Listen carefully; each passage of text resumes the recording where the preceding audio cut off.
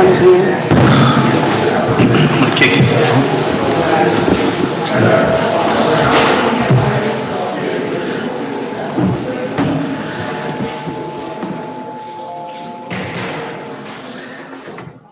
Good evening. I'd like to call the City Council Budget Workshop to order. The time is now 6:03 p.m. The date is August 26th.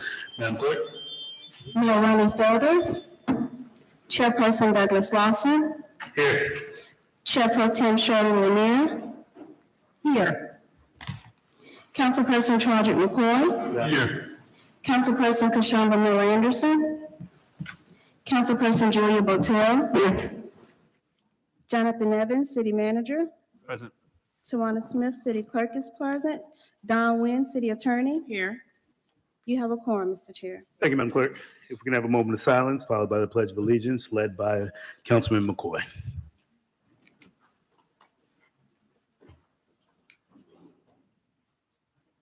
Pledge allegiance to the flag of the United States of America and to the republic for which it stands, one nation, under God, indivisible, with liberty and justice for all. Thank you. We're going to go ahead and have our introduction and purpose, led by Mr. Jonathan Evans, City Manager. Mr. Chair and members of the board, good evening. Tonight's budget workshop is to go over the operational budget. All the department directors are here to present their respective budgets as well as their accomplishments and the goals and objectives for fiscal year 2024.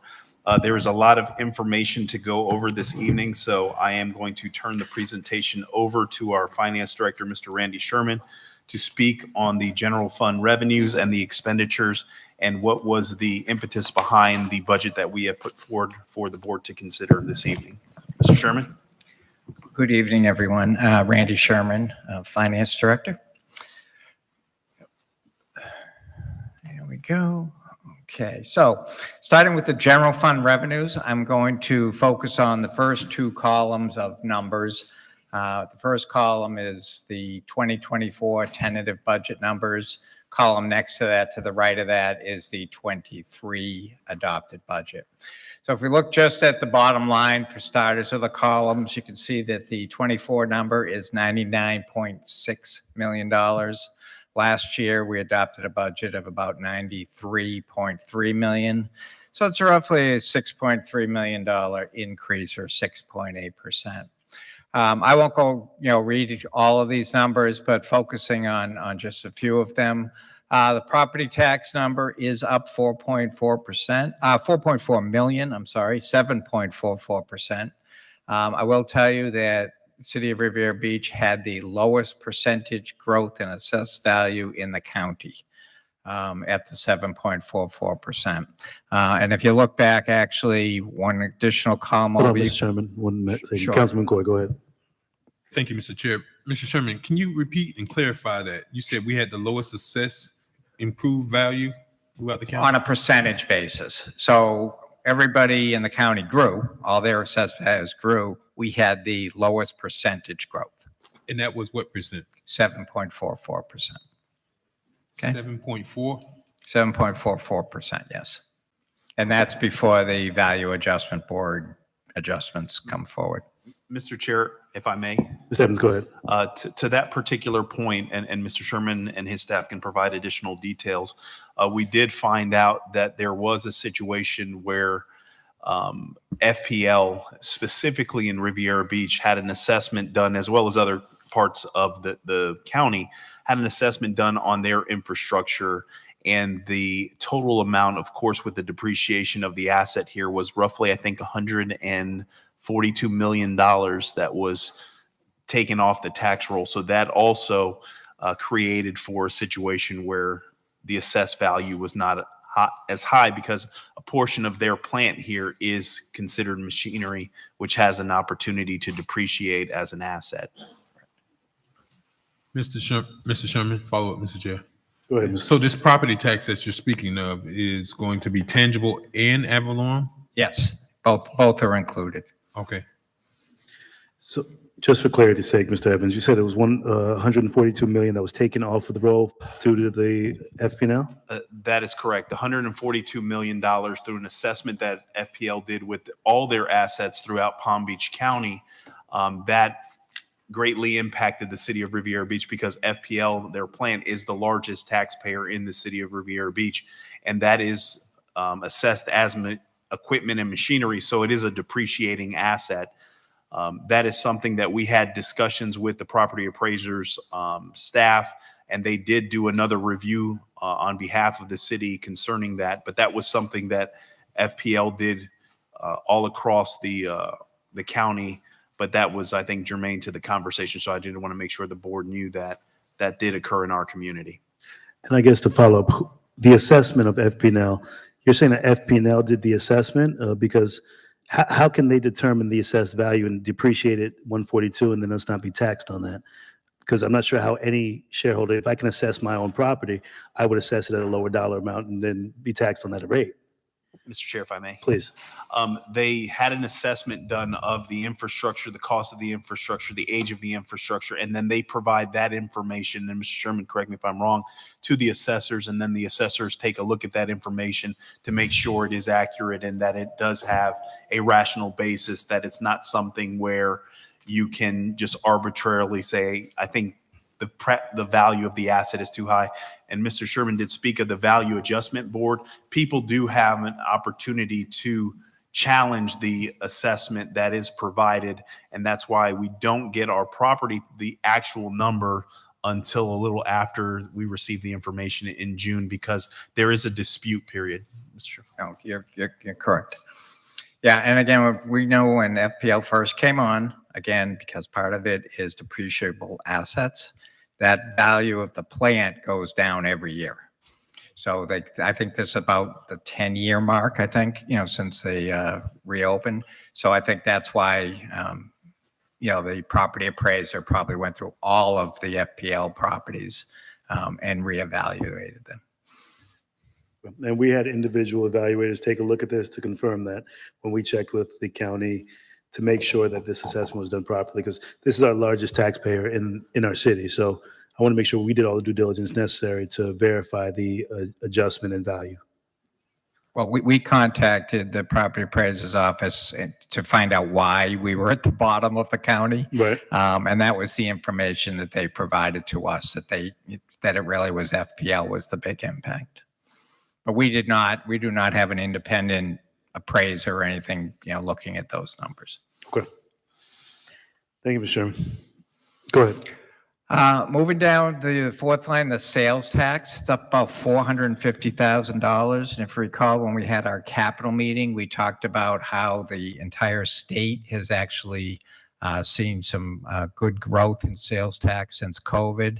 And that number is being reflected within the budget. Moving on down the line, the franchise fee is up about $280,000. That again is coming from FPL, so that's a percentage that comes from the 6% franchise fee that FPL pays us.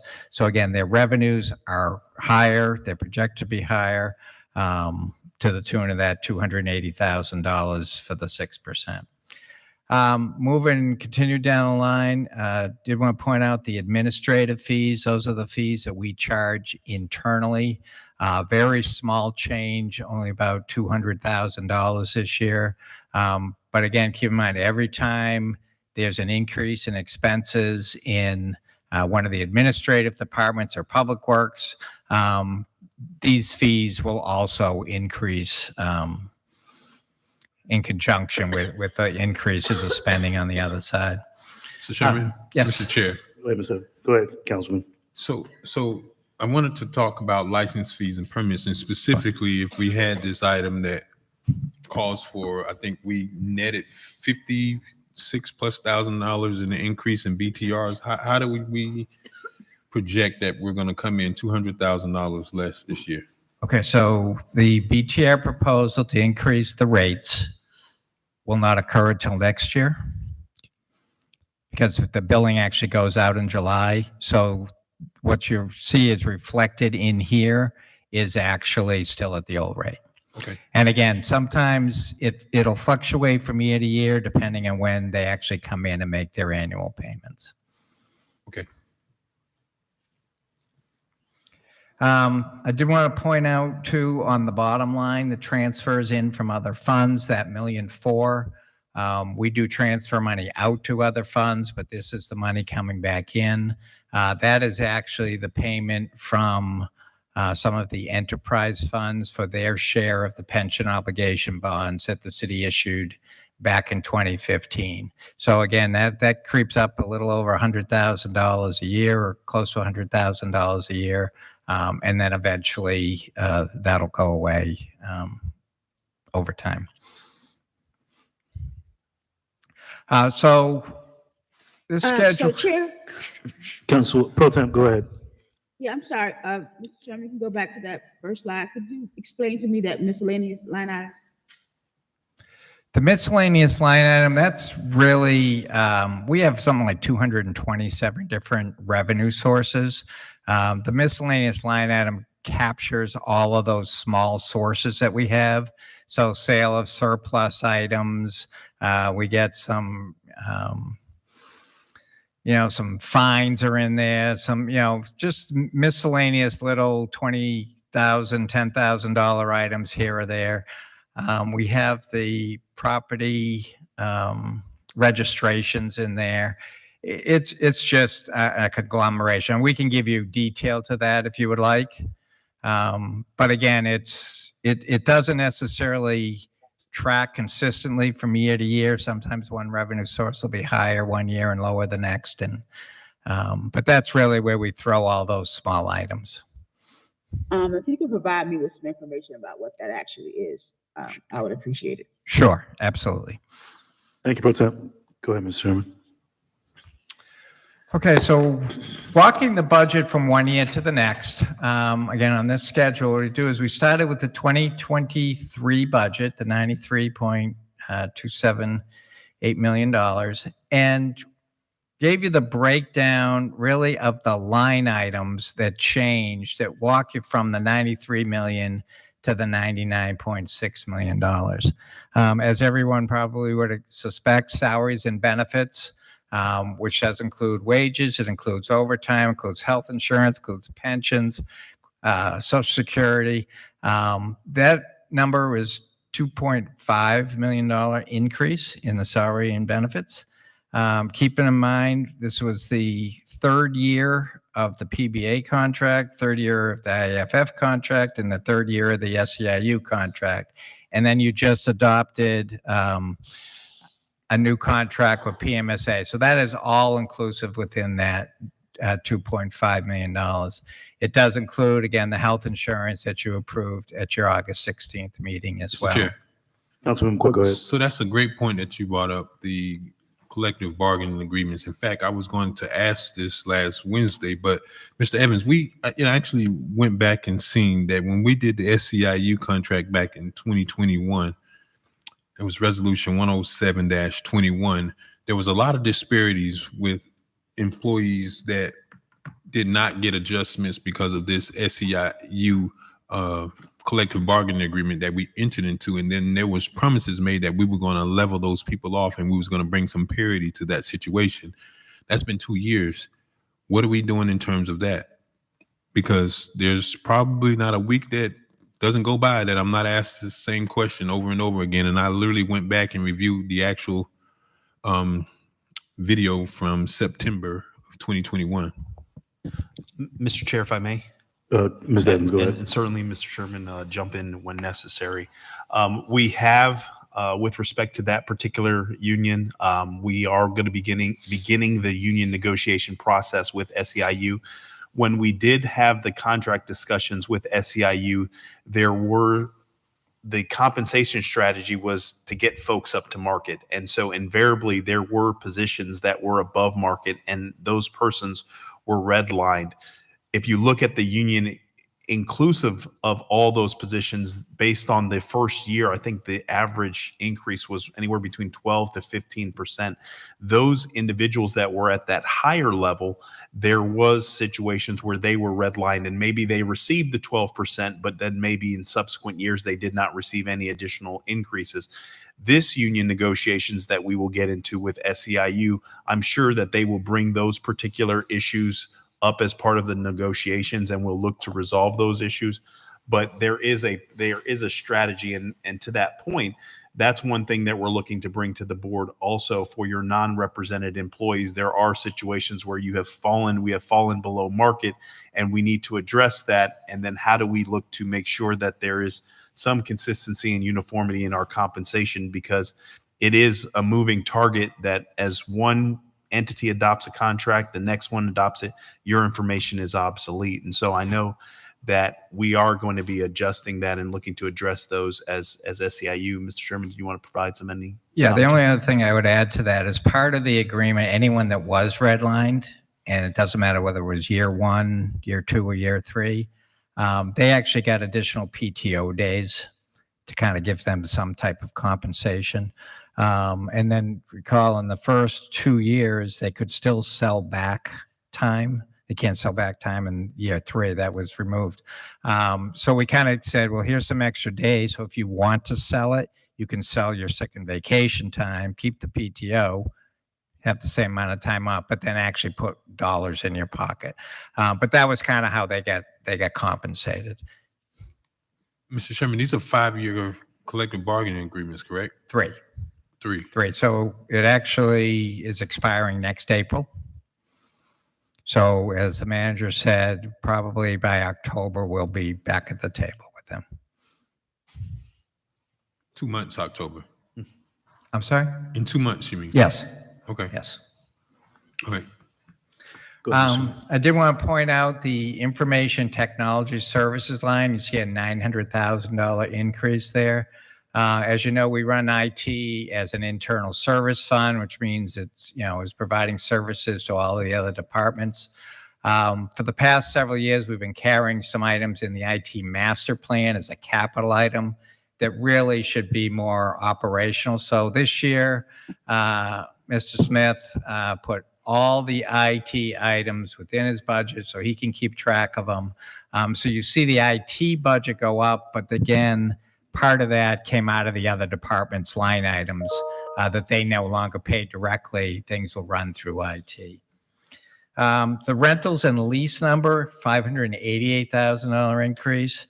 There's really 2 items in there. It's your Port Center lease, and it does actually 3 items. The Port Center lease, the police impound lease, and the police body cameras are in here. So it's time to renew the lease for the body cameras. So that number is in here. And then when the police comes up and talks about their budget, that's part of the reason why you see the increase in the police budget. The other items that I just wanted to point out, the last 3 items up on the screen, the contingency number, we've put an extra $250,000 in the contingency line. At one point, we thought that there may be a real hardship with the structuring of the health insurance.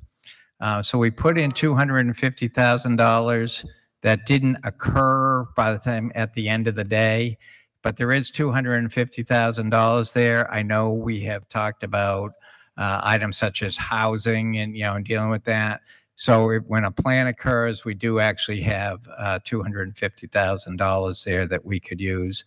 Or we could certainly, if something comes up, we could certainly reduce that number at this point and move it before we adopt the final budget.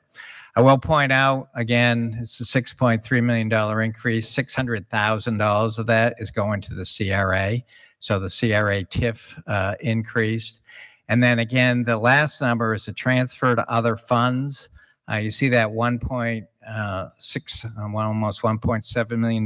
That is the additional money needed in the debt service fund to pay for the debt service for the 2 fire stations.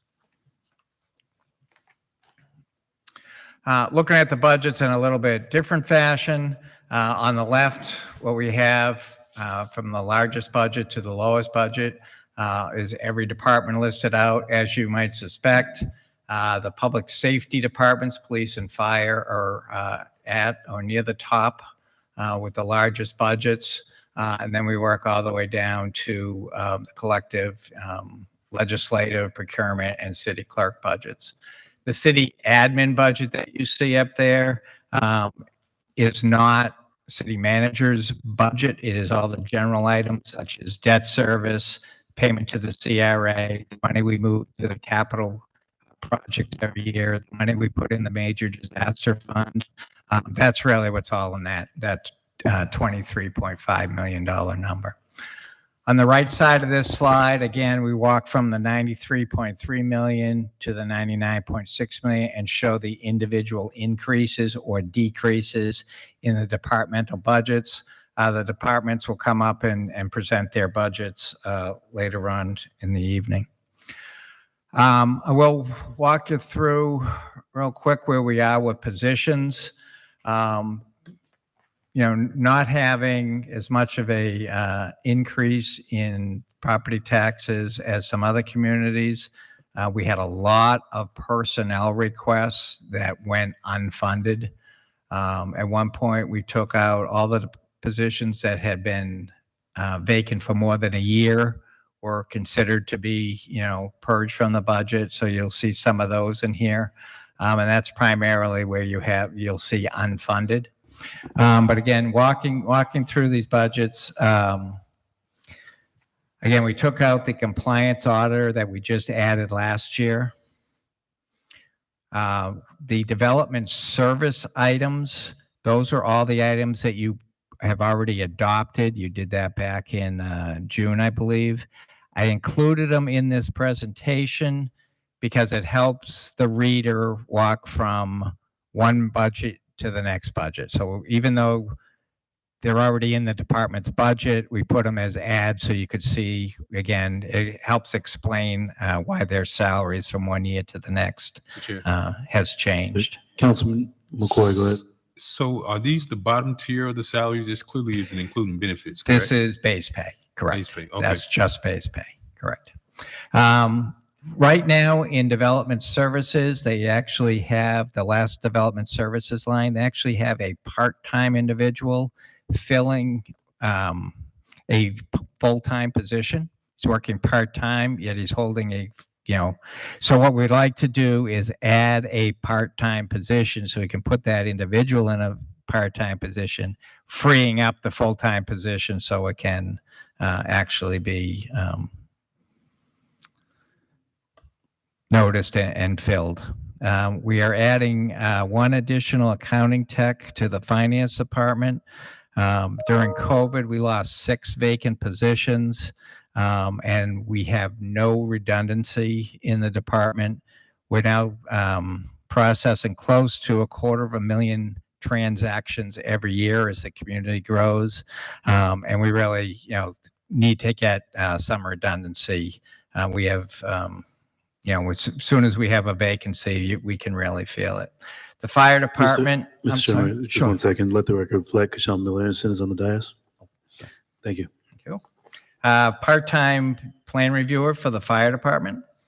HR is just changing, again, job descriptions. They've done that already. We're looking to add another attorney to the city attorney's office. We spend a considerable amount of money for our insurance claims. And if we're thinking if we can bring an attorney in and reduce the outside attorney costs, that'll be beneficial to the city. Moving through the departments, the first 2 are parks positions that have been purged from the budget or unfunded as part of the budget. Again, they had sat vacant for more than a year, so we're taking those out. Communications operator position and a police service aide position have been added to the police department, and we have unfunded the reserve police officer position that we tried adding several years ago, and new chief, new direction. Chief did remind me tonight that we've had some conversations about an accreditation manager.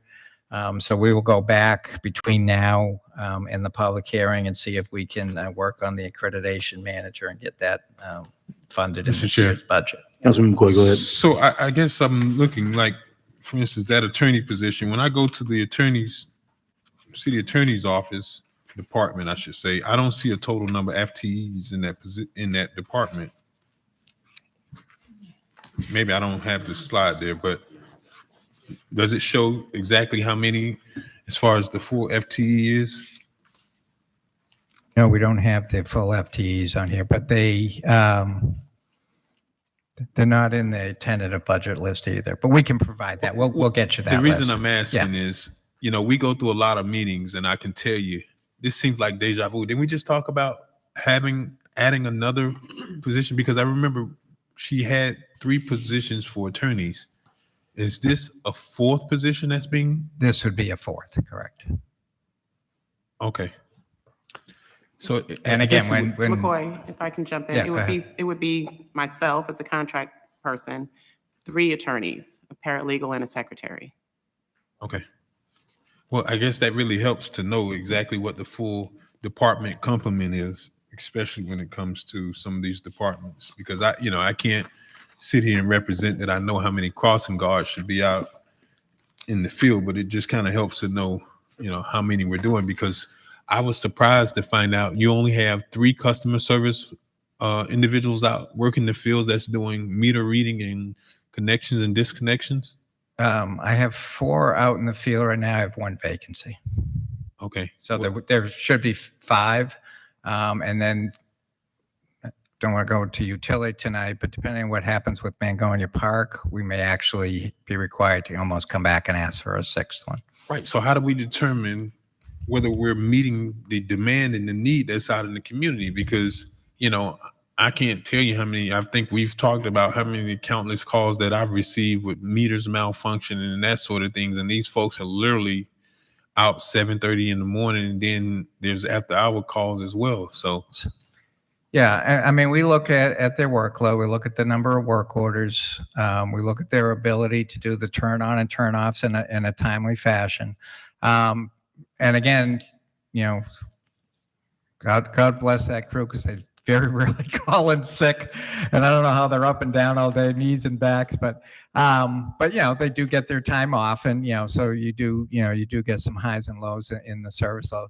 But it's really trying to keep the items moving, and again, making sure that things are done the days that they're asked to be done. So, and I think this is important for us to have this conversation, because to my surprise, I was scrolling on the internet and I didn't know administration or staff made the decision. Now we need to go out and solicit for line maintenance, which says a lot about what we're doing in terms of staffing. So I just want to make sure I understand, are we meeting the actual demand of what's needed? And I know there's calls for easement maintenance and median maintenance and all those things. And I want to make sure, this is good to talk about the number of positions, but are we meeting the need of the demand that's being asked for us, when it comes to servicing? yeah, I mean, I don't want to steal the thunder from any of the departments, but I'm going to tell you, they probably will all tell you they could use more staff. It's tight with staff. It's tight with staff.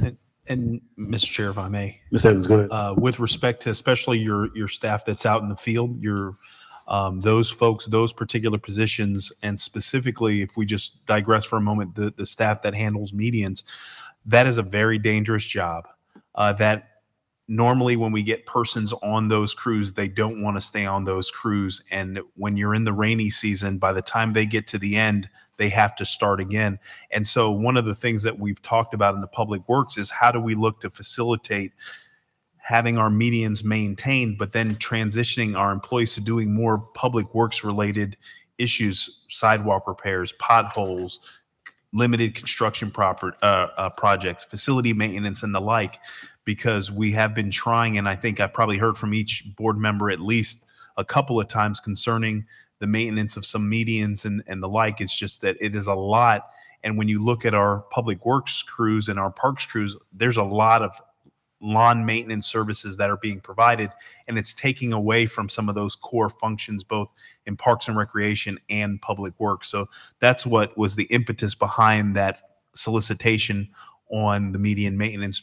But I can tell you that you can ask every department director. Everyone did ask for additional personnel, but it is hard to be able to fill some of those critical vacancies, especially in light of what other agencies are doing concerning compensation for their employees. One of the things that we will be proposing in the SEIU contract is that in this day and age, we should not realistically have a full-time position where a person is making under $50,000 a year. We have a lot of positions that are at that 43, 45, and it is almost impossible to get persons to fill those positions unless it's a second job for them and the scheduling works. And so we have some vacancies with respect to that. So, that's a conversation that we do want to have with the board, but that's going to be a subject of the negotiations that we have with SEIU. But those positions that are crew level positions are certainly hard to fill and hard to keep because persons do seem to be a little bit more transient when it comes to those positions. Yeah, I would add to that, it's not uncommon for us to have about a 20% vacancy rate. Just trying to fill them. By the time they come in, they turn over, get another offer, and go. So yeah, it's tough. Oops, Walter, we lost touch. Oops, let me go back. The Public Works positions, they currently have 2 custodial positions and 3 part-time custodial positions. And to Mr. Evans' point about salaries, it's, believe it or not, that's one of the hardest positions for us to fill, especially on part-time. So they actually would like to convert all 5 of those positions, unfund those 5 positions, and put in 3 maintenance workers.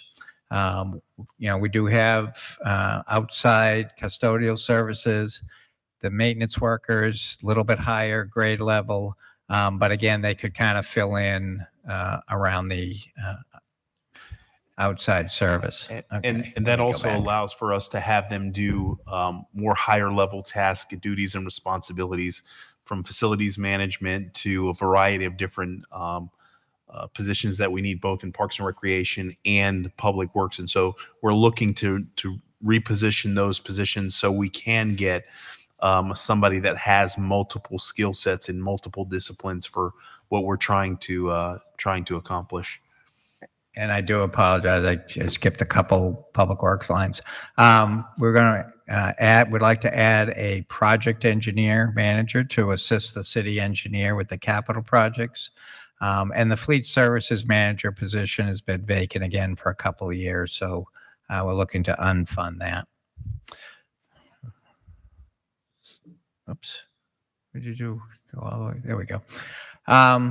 We already went over the utility ones the night we did the utility budget. 2 of those have already been approved, but we are looking to add the 1 operation technologist position. And then the 2 stormwater positions, to your point, Councilman McCoy, those 2 positions have been unfilled for well over a year, almost 18 months. But we know that they could use those positions. So they are looking for other money that, again, they could possibly fund these positions from, so we can add them back into the budget. And then, oops, what do we got here? Keep going the wrong way. And then finally, just to give you an idea, this is the total tentative operating budgets. So again, the 99.6 million at the top for the general fund. We have 8.9 million in debt service, which again does include the 2 new fire stations. The major disaster fund, again, we're putting $900,000 into that fund again. Remember, we are pulling $3 million out for Station 87, but $900,000 will be going back in. And then we get into the enterprise funds. Mr. Chair, what's the Go balance ahead. on, Sure. What's the balance on the major disaster fund? I believe it's close to 9 million. Ms. Reynolds, can you look it up? Confirm it? We'll double check that. But then again, we're going to pull 3 out. But and it seems put like we had a 6. conversation about removing that provision from our charter. We did. That would have to be a referendum question to change the charter. And can you remind me of why? I remember this conversation. Why we want to do that? Because obviously, if you got $9 million that's set aside for, The restrictions on how you can spend that $9 million. So clearly, if we have, a storm, we can use those dollars for that. We can use it for preparation. We can use it for hardening like we're going to do on 87. But it's really restrictive on what you can use those funds for. So again, you're putting 900,000, that number is going to increase every year. You're going to continue to add to that. When we look at our insurance that we have for a storm, we have like a $3 million deductible. So do I really need 9 million, 10, 12 million sitting in this fund if I really only have to cover the first 3 million? And I get it. You use 3, you want to make sure you have it for 2 or 3 storms. But question is how high does that number really need to be when there are other needs, in the city? and our debt service, $8.9 million. That's more than just 2 fire stations. What else is? That includes the street projects that we've done. So we've had 2 bond issues for the street projects, and we have the pension obligation bonds are in that number as well. Okay. Moving through the enterprise funds, right now the utility special district debt service is about $4 million. The marina operating budget, that $3.7 million budget does reflect the new docks, E, F, and G that we've been installing. Solid waste collection fund, 6.88. That number is still trying to make sure we have a good handle on that number. Numbers tend to fluctuate a little bit under the current contract. But again, I think that 6.8 million is good. That does include the money that we collect for residential accounts and then pay, over to GOOD. It does include our own solid waste costs, and it includes paying for all of the non-compliance issues that may occur where we have to pay for them to pick up excess trash. The stormwater operating fund, we're up to $3.8 million, but again, that is a very flat budget. Unless you have development, that number doesn't fluctuate very much. And then hopefully, finally, we've had this parking fund in here for a few years. I think fiscal 2024 is the year that we'll actually be spending some of those dollars. Then again, our internal service funds, notice the IT fund is up to $5.1 million. As I said, we took a lot of individual items that have been paid throughout the city and put it all into the IT budget to keep in one place. The general insurance fund is an increase over prior years of about $1 million. Again, we're settling claims, but our insurance premiums are also going up. And then the fleet service fund at the 1.9 million. So our total budgets at this time, as proposed by the city manager back at the end of July, was $172.8 million. Quick question. Chair, Councilwoman Pro Tem, go ahead. Let me ask Mr. Sherman in regards to the parking fund. What is the status? Does that have to do with the parking study, or what is happening with that? Mr. Chair, if I may. Mr. Evans, go ahead. So the board will be receiving an email from me in the next couple of days that is the 48-page parking ordinance that staff has been working on for a significant amount of time.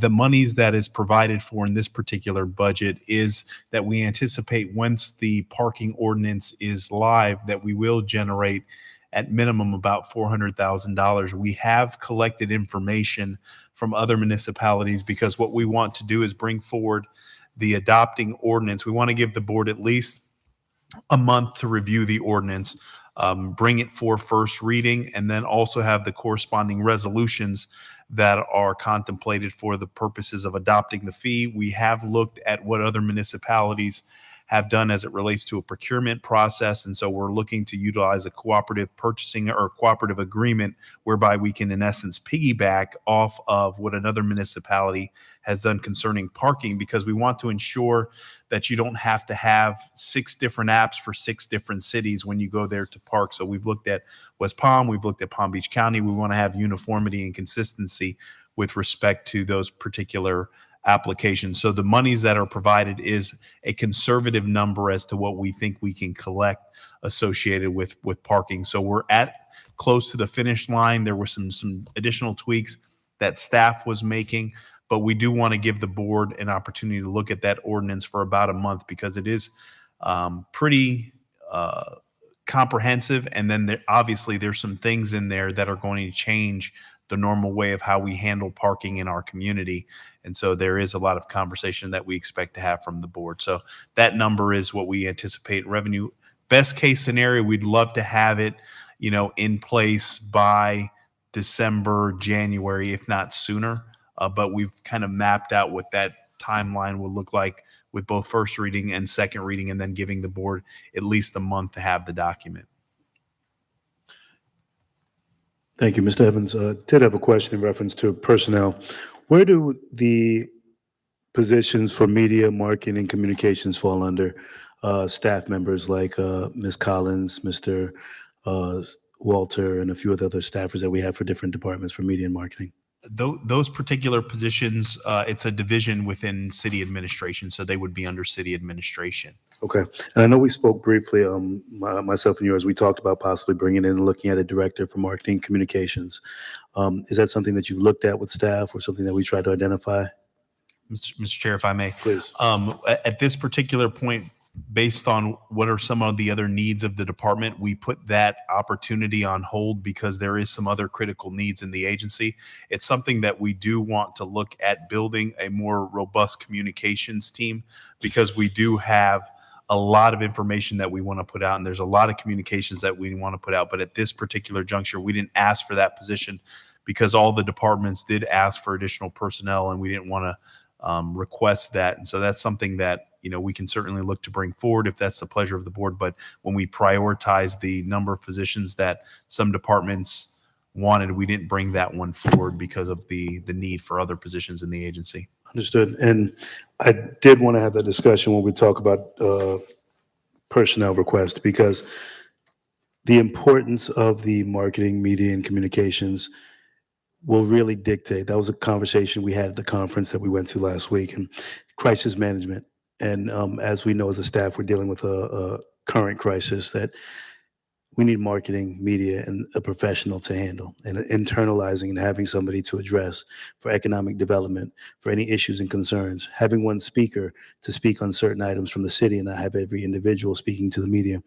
These are things that we have to look at, especially if we're talking about building a economic engine up and down Broadway, Avenue E, and all over the city. So without having a specialist in place, I think we're just kind of freestyling the concerns that come to us, in addition to us trying to portray the image of growth and development of the city with increased densities, with attracting local business and international businesses. So I think we need to really identify possibly bringing in a director of marketing and communications to handle that department, where they're going to oversee the Facebook posts, social media, when they're going to oversee some of the advertisements that's going out, and really tell the story of Riviera Beach.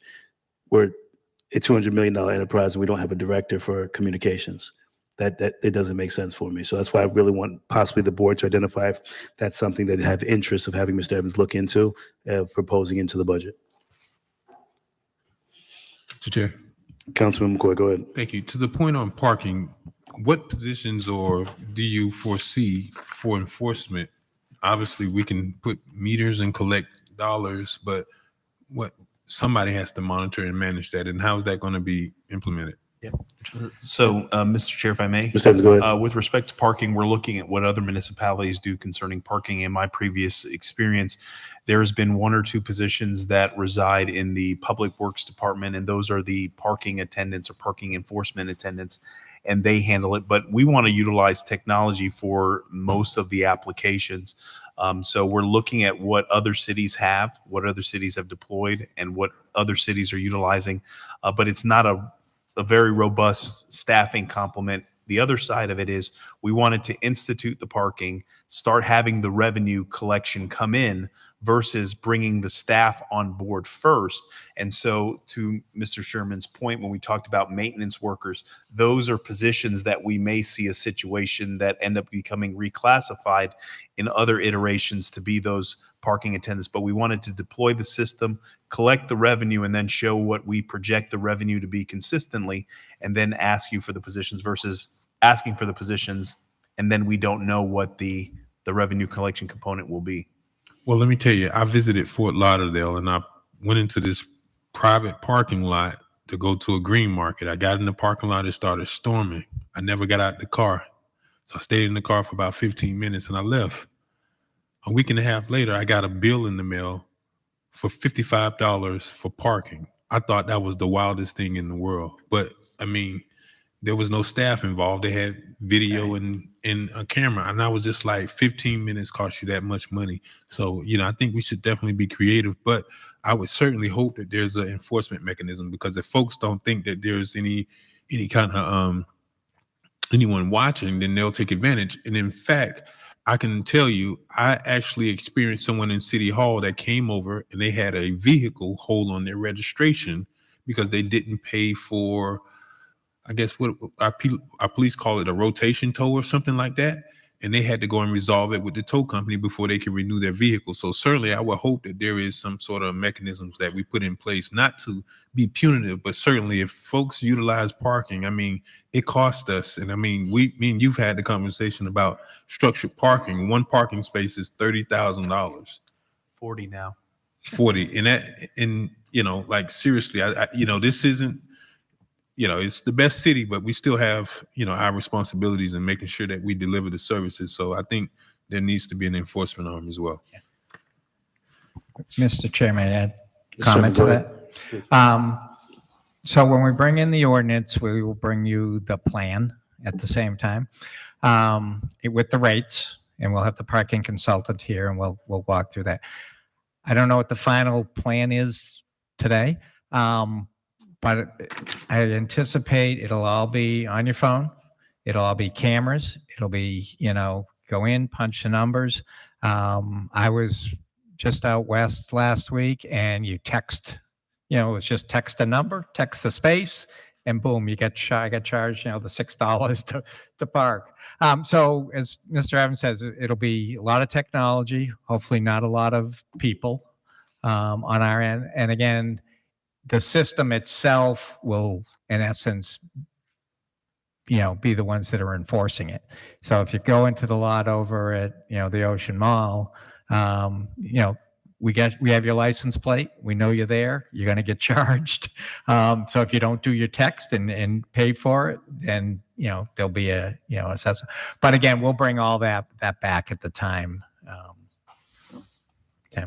So we're ready to move into the departments. First department up is Fire Department.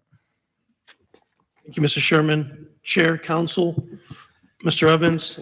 Thank you all for having me here tonight. John Curd, Fire Chief, Riviera Beach Fire Rescue. I want to talk about this past year's budget and some of our achievements, great achievements that we should all be very proud of. Starting off with Station 88, that's obviously our marquee accomplishment for last fiscal year, and looking to move that forward next year with Station 87 brings a great deal of excitement. There's a marginal increase in our budget this year.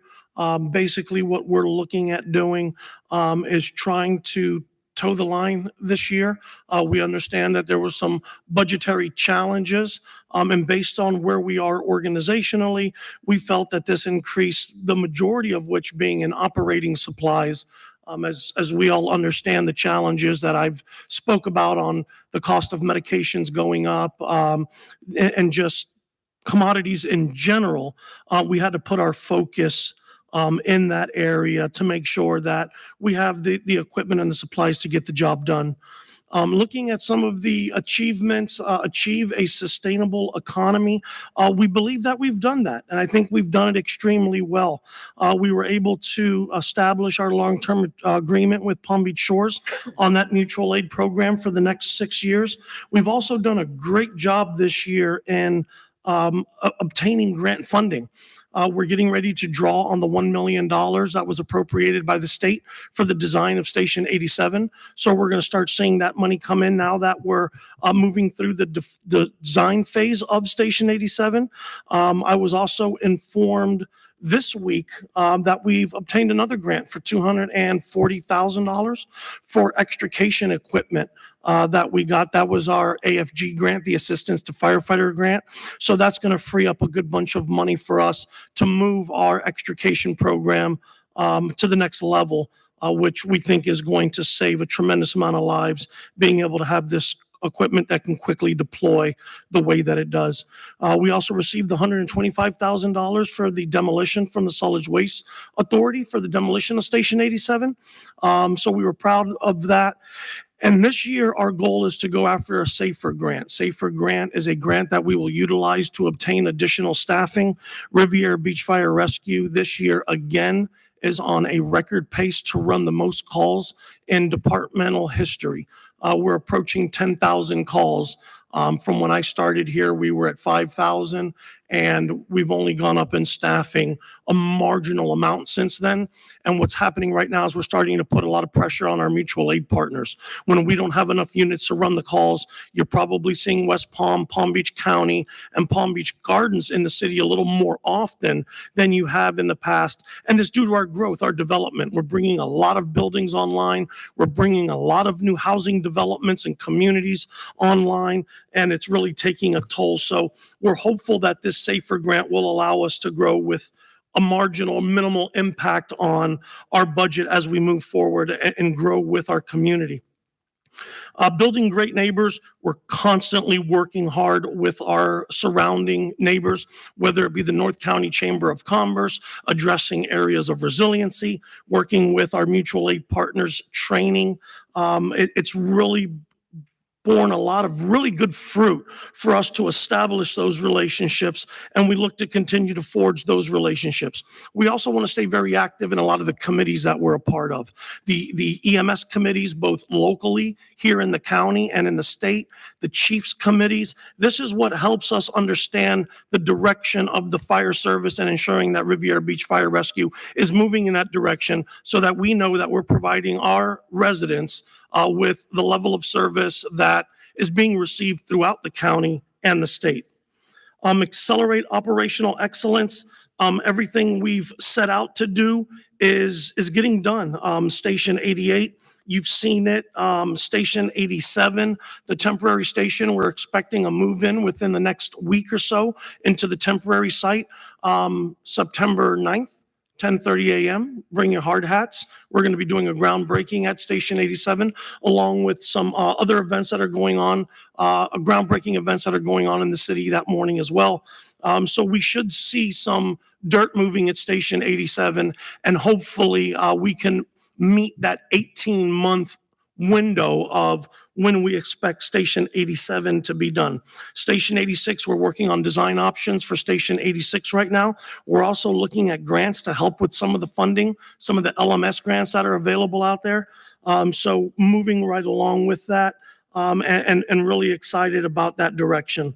Enhanced government stewardship and accountability, looking at programs where we can utilize firefighters or staffers that are on light duty to perform quick access surveys. While this may not mean a lot to you when ISO comes in, and as Chief mentioned earlier, accreditation, this is what's going to help us get there. Showing these regular inspections of facilities that are required to be done. It's a very daunting task with our 3 inspectors, but with this program, we think we can increase those numbers, at least double those numbers. from what we're doing today. And then obviously working through our IAFF contract, that is up for renewal this year. We're already begun negotiations with that. And we've also just passed our first round of state inspections for our ALS units. So I want to commend our crews for preparing our ALS units. The state came in and we received just glowing remarks on our ALS apparatus rescues and engines. And then as it relates to strengthening our community and engagement, we're going to continue with our mentorship programs. We got 2 young men right now. One's entering into the fire program now that he's completed EMT school. The second has completed EMT school. We're still working very closely with Palm Beach Lakes High School and Inlet Grove on their programs. Just had some great conversation today with staff at the Civil Drug Court on how we can use some of these opioid monies to engage our community and do some really cool things, and also working with PD on Narcan and some of those different things. So the one change that you will see is the addition of a part-time plan reviewer. We are in a situation where we've been contracting out this service. There's no need for us to contract it out, and we don't need a full-time service. We believe that a part-time plans reviewer would be enough to just cover those plans that come in on new developments, but look to actually reduce our cost from a contracted service to a part-time position. And I'm available to answer any questions that you may have. Mr. Chair, if I may. Mr. Evans, go ahead. Something that I think is exciting and under the chief's leadership and his team. Chief, if you can speak briefly on the whole blood and what we're looking to deploy here in the city of Riviera Beach October 1st. And it's outstanding. We're going to be one of the first, if not the first municipality, and it's going to save people's lives. Chief, if you want to talk about that. Yeah.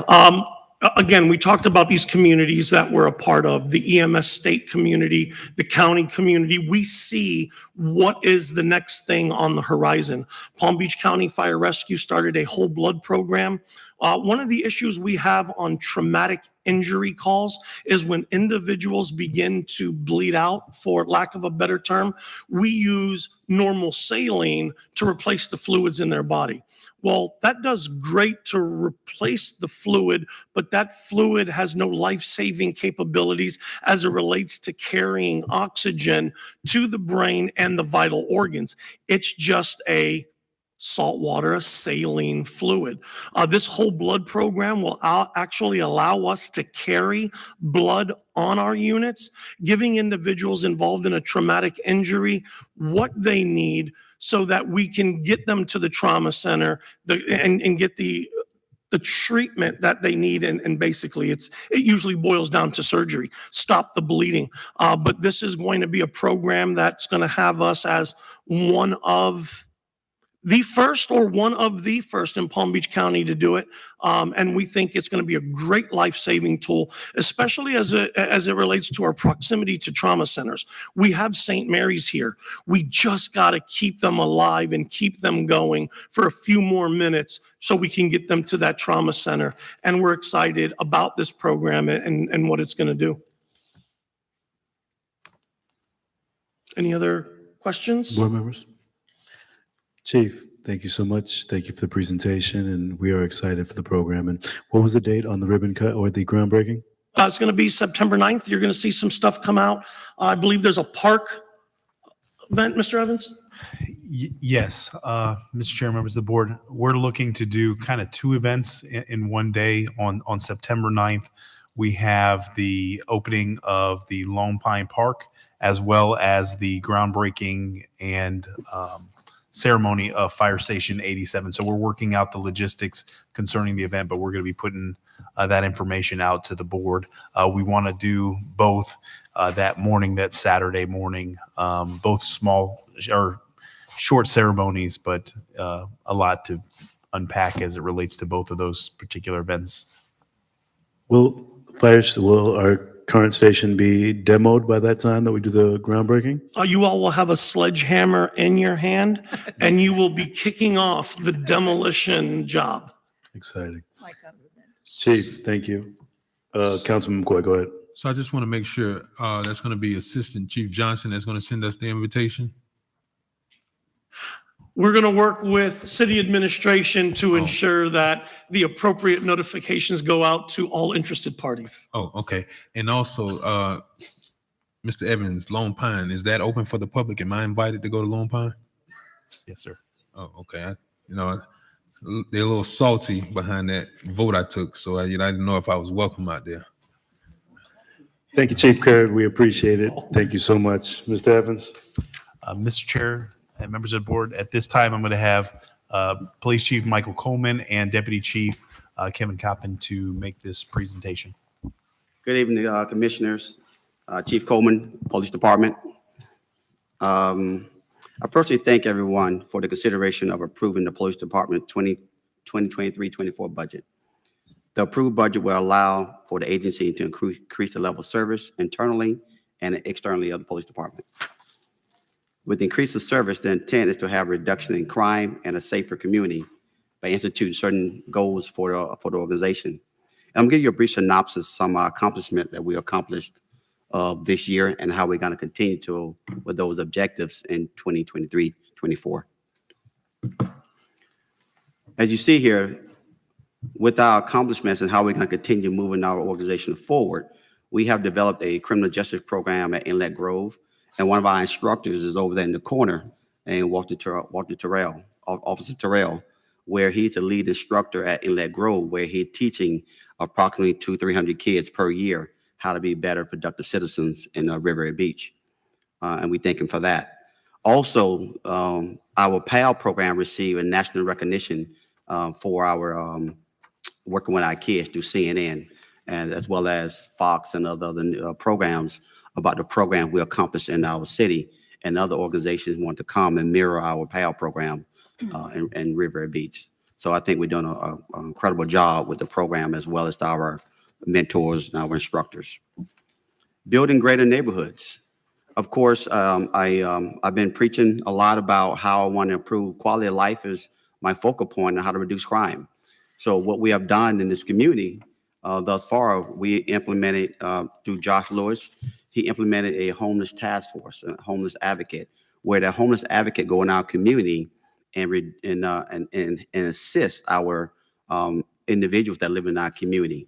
Early January, we had 145 homeless residents in our city. I'm proud to say, because of the hard work of all departments, especially Public Works, Parks, and the Police Department, and of course Fire as well, we have reduced our homeless population from 145 to 115. And that because of a group effort, what we all is dedicated to reducing our homeless population in the city and get them help. We have abated close to 75 homeless camps along the beach area, the dunes, along Broadway Corridor, Avenue E. We abated approximately 70 plus homeless camps in our city. And we have a collective group of men and women of the agency throughout the city working together to abate those homeless camps. Accelerate operational excellence. We all know in order to run a premier agency, you must have certain standards, high standards. What we have done in the agency prior to my arrival, we have a consultant internally that comes in once a month, and they come in and look at all our policies. That some of our policies are outdated. So we have a very dynamic young lady, Ms. Williams, comes in and work with our policy to create better policies for 21st century policies to make sure we're doing everything proper and correct. And of course, we're state accredited within the next, I want to be an international accredited in the near future, not just state accredited. But with the new work we're doing in-house and with the budget, we want to bring in a accreditation manager full-time to work with our officers and staff to make sure we adhere to certain standards within the 21st century policing. Enhance government stewardship and accountability.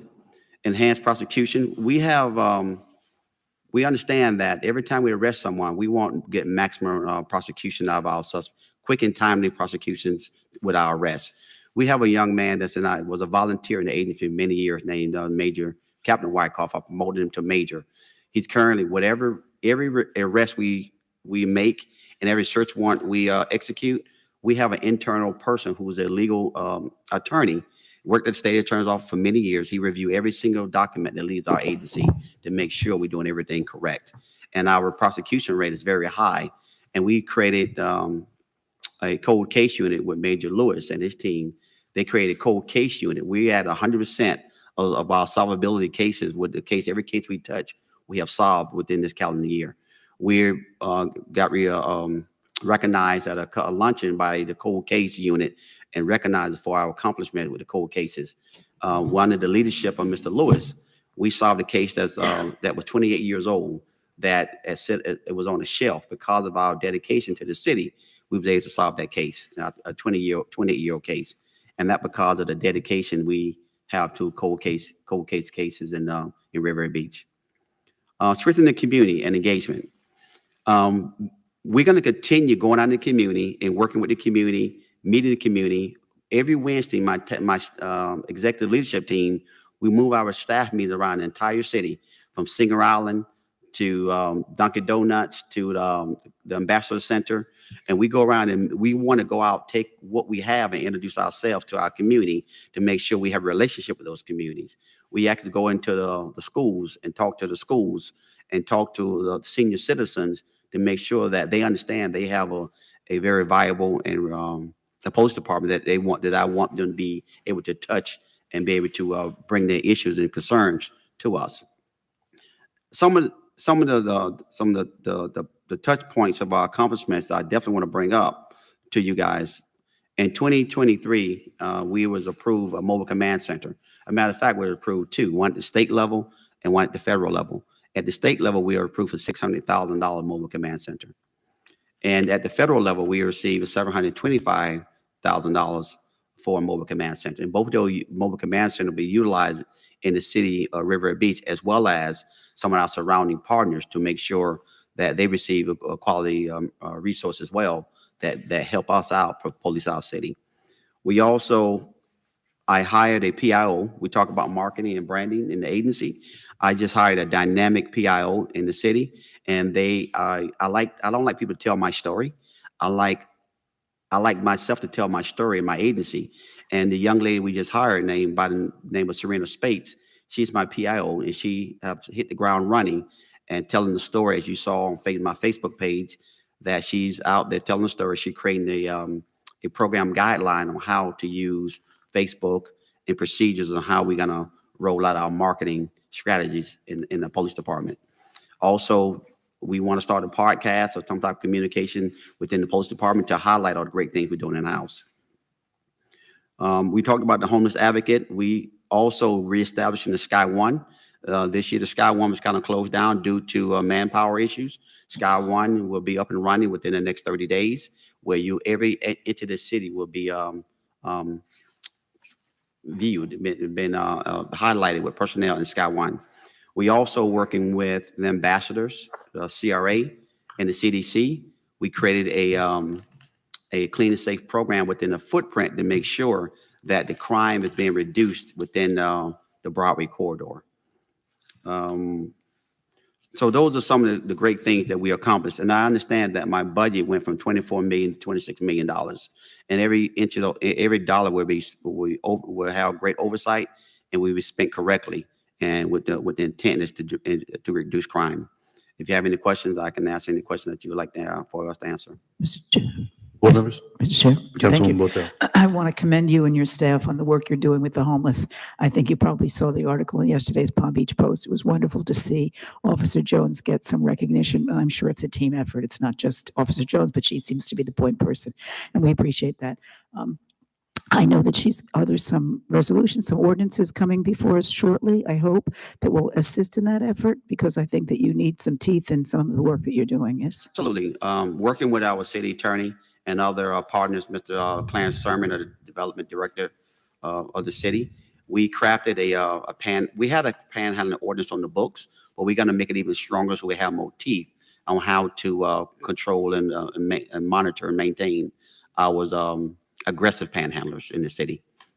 Okay, great. So that should come on September 6th, I believe it should be on come before you. Okay, we'll look forward to that. And then just one more question.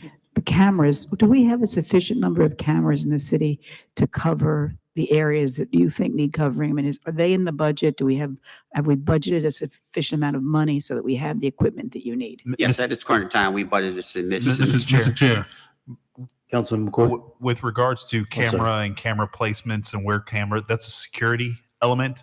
If there's additional funding that the board would like to appropriate concerning, we keep it very high level. I'm not But asking where they are. I just want to make sure we've gotten them enough. we certainly want to I just wanted to make sure we didn't go down. I'm not asking where they are. Okay. I'm just asking if he's got enough, if we've given him enough, that's all. Simple, But simple question. I knew you wouldn't tell me anyway, so. Thank you, Chief. That's all I have. Councilwoman Miller Anderson, go ahead.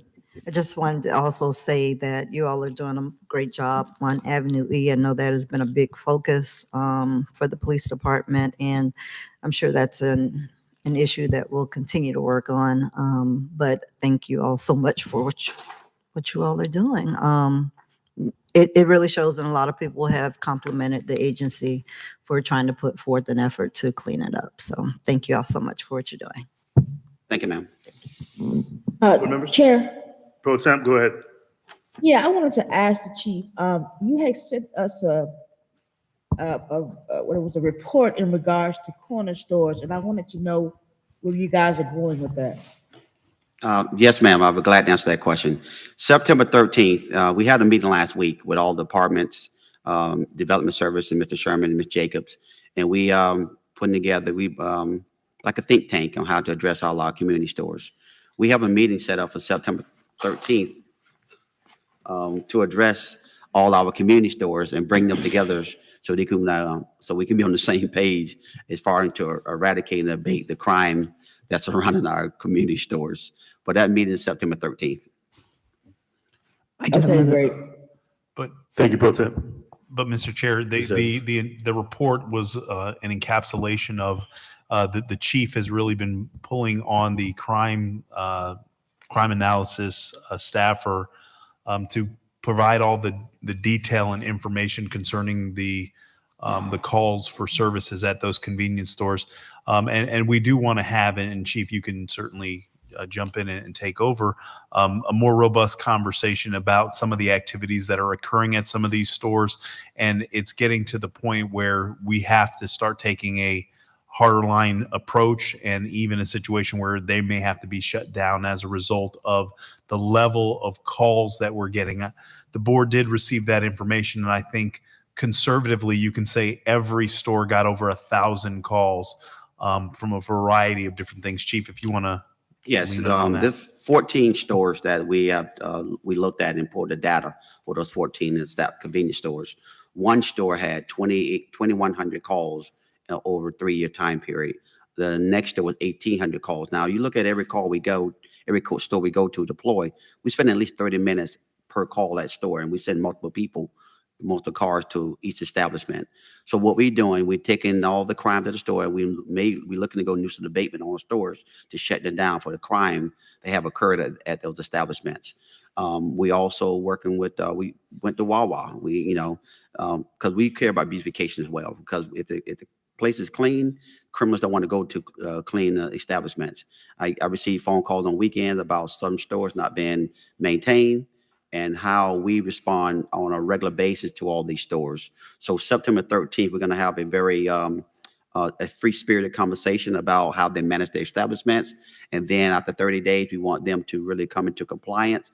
And then we're going to take a hardline approach on how they're going to adhere to our standards, or we're going to try to move them out of the city of River Beach. Board members? Yes, Mr. Chair. Hold on, Councilwoman. Councilman McCoy, did you have something? yes, Chief, I asked about the crossing guard situation, and I know we've into our second week now. This is very interesting. I've witnessed this twice now since I've been elected, and I know this may be a far reach, but is there any coordination with the school district, transportation, and police as far as where's the bus stops at? Because literally, I've come across 2 fights that have occurred at either middle school or high school bus stops, and it's like before you contact anybody, they're gone. And I'm just curious to know if we know about where these kids get on and off the bus at, because seemingly you got 35 kids getting off at one stop. And there's a fight going on. And I'm just like, what happens? I mean, you call, by the time something occurs, it's like they were on the bus, they came off fighting. I'm just curious, is there any coordination with transportation and school police regarding these incidents? Because, it's either the bus stops, the kids themselves having issues, or if there's a bus stop near a corner store, and I can tell you Avenue S is infamous for this, you have stores selling alcohol, which is against our city code, before the schools even open up. And I've certainly shared some other concerns that I have with you, but I that is an issue for me. If a kid who's in middle school becomes to see this every day and normalize that people can smoke marijuana and drink alcohol while they're standing at the bus stop, that almost seems like that becomes what they can grow to expect to happen in their community, and that's a problem. So certainly I want to bring that back up to your attention, and see if there's any coordination with the schools, because there's a lot that happens on and off of the schools. And I've already heard of at least one situation where there was a gun recovered from a kid that was already in high school here. So I just want to make sure that there is, I'm certain there is, but I just want to kind of make sure that we are on top of that, because there's a lot that carries on from when a kid leaves their home to when they arrive on campus. And a lot of that builds around these same community stores and the people and the activity that goes on around them. To answer your question, sir, yes, we coordinate with the school board, with Major Hartgrove and the chief, Moody, and of course, Leonard Mitchell, who's working here. Whenever we find a young man that commits crime or activities in our community, we forward information to the school board. So of course, whatever happened in the community is going to end up in the school and vice versa. So we have those regular conversations with those individuals. And Major Hartgrove and Leonard Mitchell, they're in charge of this particular area. So we communicate with those guys on a regular basis. Certainly, but I would like to see more in terms of the code enforcement when, we have a specific ordinance that prohibits alcohol sales, certainly on Sundays, but more or less, I think it's 9 a.m. during the week, and they're out there 6:30, 7 o'clock in the morning having at it. So, and that's more of a code compliance thing, but I certainly think that, we should be able to address that. Yes, sir. Thank you, Chief. Councilwoman Botel. Thank you, Chief. Does this budget include 2 dedicated Singer Island police officers, and can we count on them for always being there? Yes, the Singer Island is not in the budget, but the Singer Island has 3 individuals on the beach at all times. We have a Marine unit, we have a zone unit, Okay. and we have a beach unit assigned to the beach. Okay. And the other question is not necessarily Singer Island, but does it include funding for professional development for police officers in terms of de-escalation and keeping things from getting out of hand? Are they getting training in that kind of work? Absolutely. We have regular training, escalation training, de-escalation training. This is regular standard with our accreditation standards and policies. Okay. They have to go to training for that. Yes, ma'am. So, Chief, can I request to have a specific police officer on my corner? Well, every time someone requests an officer, we do a But we analysis. shouldn't be doing that, though. So I don't know what she's talking about, but patrol should be equally applied across the city where the need is. But I mean, certainly if we're going to sit here and have a conversation about having 3 on Singer Island, I live on the Congress Quarter. How about you position 1 up there? Because we had, in our very first year, we had a kid to walk across Congress and lose their life just crossing Congress to go to a bus stop. So I think it should be more about where the need is in the city, Chief.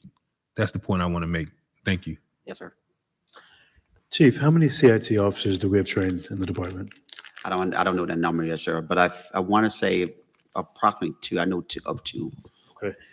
What is our focus when it comes to crisis intervention, mental health for officers, and the approach that we're going to take with the department? Okay. It depends on what the Kevin Coppin, Deputy Chief of Police. It depends on what the issue is, Councilman. If it's something that's internal, they have the ability to contact the EAP. If it's something that's external, I know I'm CIT certified. I know there's a couple other officers that are also with the department. Have we seen looking at the number of calls over this last year, Have we seen a number of calls with mental illness, mental health concerns when it comes to the department and the phone calls and the responding officers? We have. Okay. We get a printout every day from all the shifts, and it has the nature of the calls. Mhm. There has been a consistent Baker Acts daily. And a lot of it has to do, again, with the homeless population. I work on and a few mental illness. boards and task force throughout Palm Beach County when it comes to mental health, mental wellness, and suicide prevention and crisis intervention. Mental health is on the rise. And I think that we need to identify and look at possibly having more officers, having a couple officers on shift, because more than just 2 in the department need to be certified. And I definitely want us to visit that. And we working with the VA because the VA is one of our partners in the city, and we have a lot of soldiers when they go to the VA for assistance. They come from all over the state, and they go there and they stay here because of the proximity of the VA.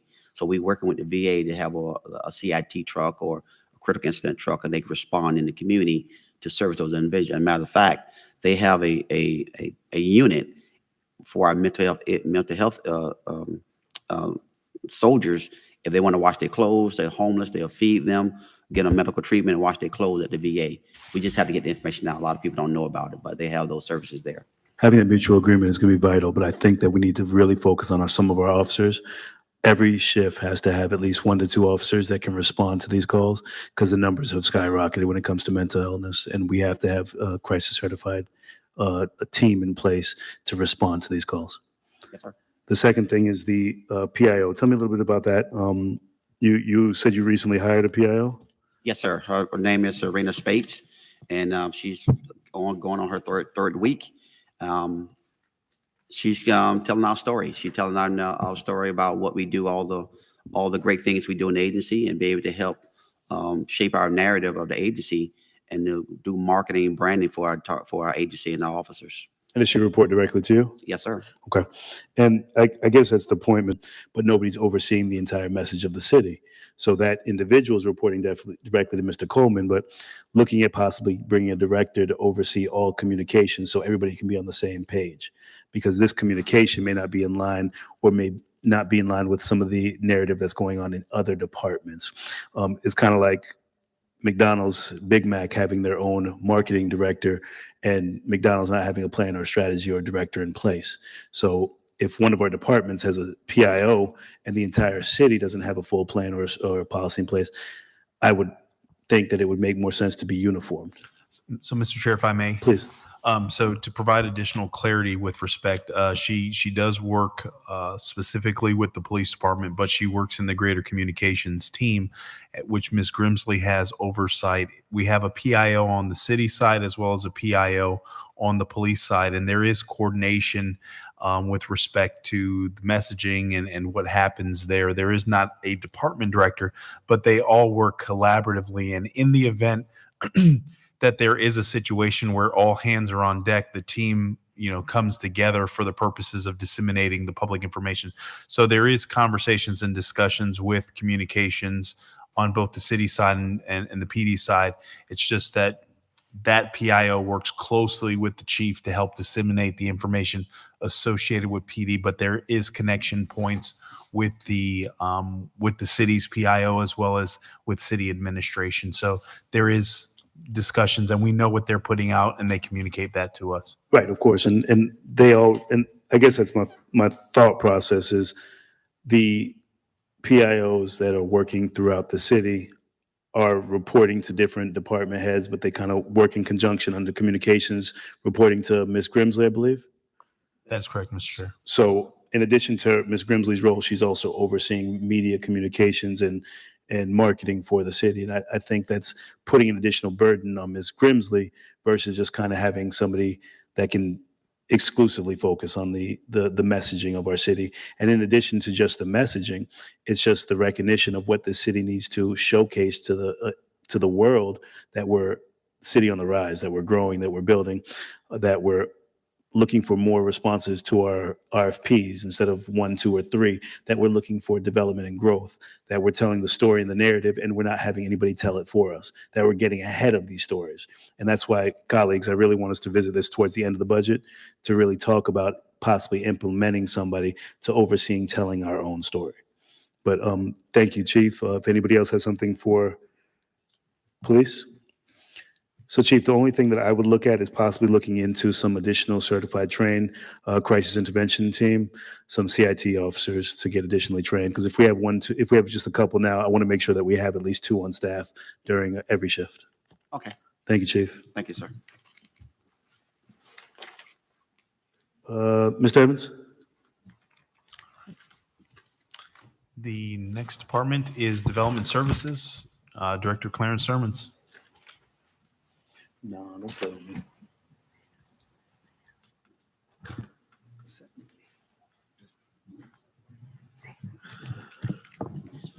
Nobody in here.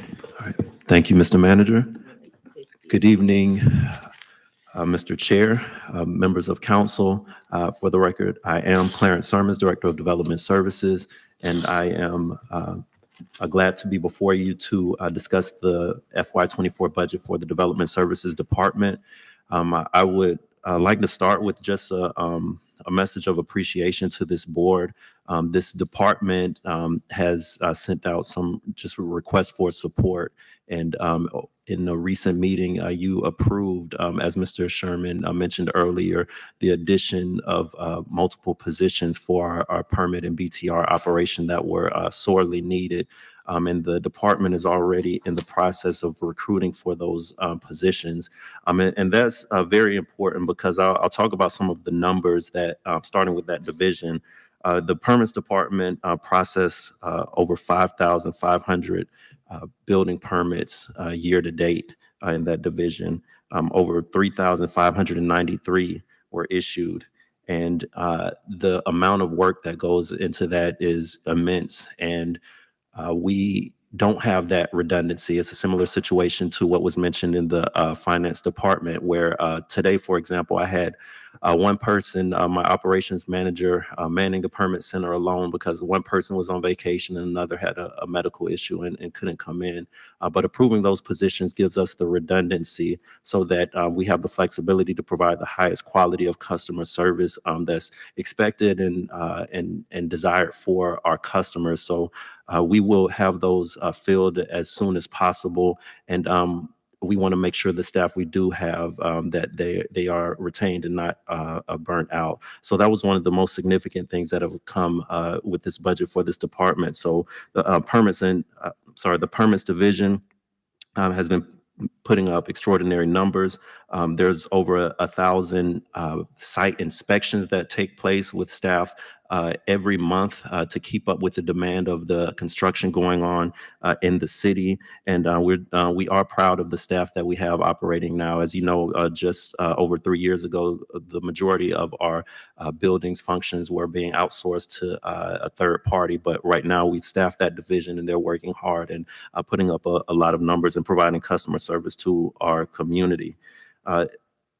In addition to that, the BTR operation, which is now housed in the department, is humming. We have made some headway in transitioning that operation to the new citywide software system, Tyler Munis, which uses InterGov software. We have started this renewal cycle with transitioning that operation to the new software, and we are already seeing the advantages of having a unified software system with that. And it all goes under the goal of accelerating operational excellence. With the next phase in the coming year, we're expecting to launch phase 2 of the InterGov software, where it will be completely electronic. So as opposed to intaking paper permits and then entering them into the system for tracking, they will be initially submitted electronically. And we are expecting that to come out in the coming fiscal year. We are also expanding the GIS services to make sure that the city has the support it needs when it comes to mapping and organizing data using that software. And moving up, going a little out of order here, building great neighborhoods, of course, is a primary goal of the Development Services Department. So much of what we do affects people's quality of life here. So we are launching in the coming year the Property Owners Assistance Program through code compliance. The recent code amendment to that section allowed for us to capture a portion of revenues from fines charged from that division to go back into the community to help those who really need it. So we've developed all of the protocols and worked with the CRA to develop a program to help those most in need in our community that may have code compliance violations. And we are also creating a task force to provide better oversight and education to those who have rental properties in the community. We know it is a significant number of our units, our housing units in the city are rental properties, but making sure that we have the communication and education with them to clarify what the property maintenance standards are here in the city. So that's something that we are proud to engage in on the coming fiscal year as it relates to building great neighborhoods. Achieving a sustainable economy. One of the main things that we do is land development and new projects coming in, and we are all aware of the demand for the land here in Riviera Beach. And I know you all may hear comments from the development community, but it is important, especially when it starts with our zoning division, that we make sure that what's proposed in our city is not only good for that developer, but good for the city overall. There are a lot of requests to change and amend our code, and we want to make sure that someone is looking out for the city's best interest first when those things are being evaluated and considered, and making sure we have the qualified and competent staff to do that before items come to you is an important part of the land development process. But we do know and never lose sight of the fact that our land is one of our most valuable and finite assets. So we make sure that we pay close attention to anyone who proposes something, especially if it requires changes in our ordinances and zoning and future land use. But we will continue, as we know that there are major projects in the pipeline, we will continue to evaluate those and as quickly as possible, but also as carefully and detail-oriented as possible. Make sure we're evaluating everything proposed in our city as it relates to land development and building a sustainable economy for the future, because we know that it is coming, and our Broadway corridor is a major key to that. So we look forward to continuing that work. There are significant budget changes that are highlighted here on the slide. One of them are the addition of 2 community inspector positions. As you know, the department was awarded a CDBG grant that was utilized to expand code compliance services in the city. And with that grant, we were able to fund 4 additional positions and increase the level of service for the city. That grant does expire at the end of December, but I just want to talk about so far on that grant, some of the accomplishments and impacts that it's had. With just the grant-funded staff, over 900 notices of violations have been issued to properties around the city.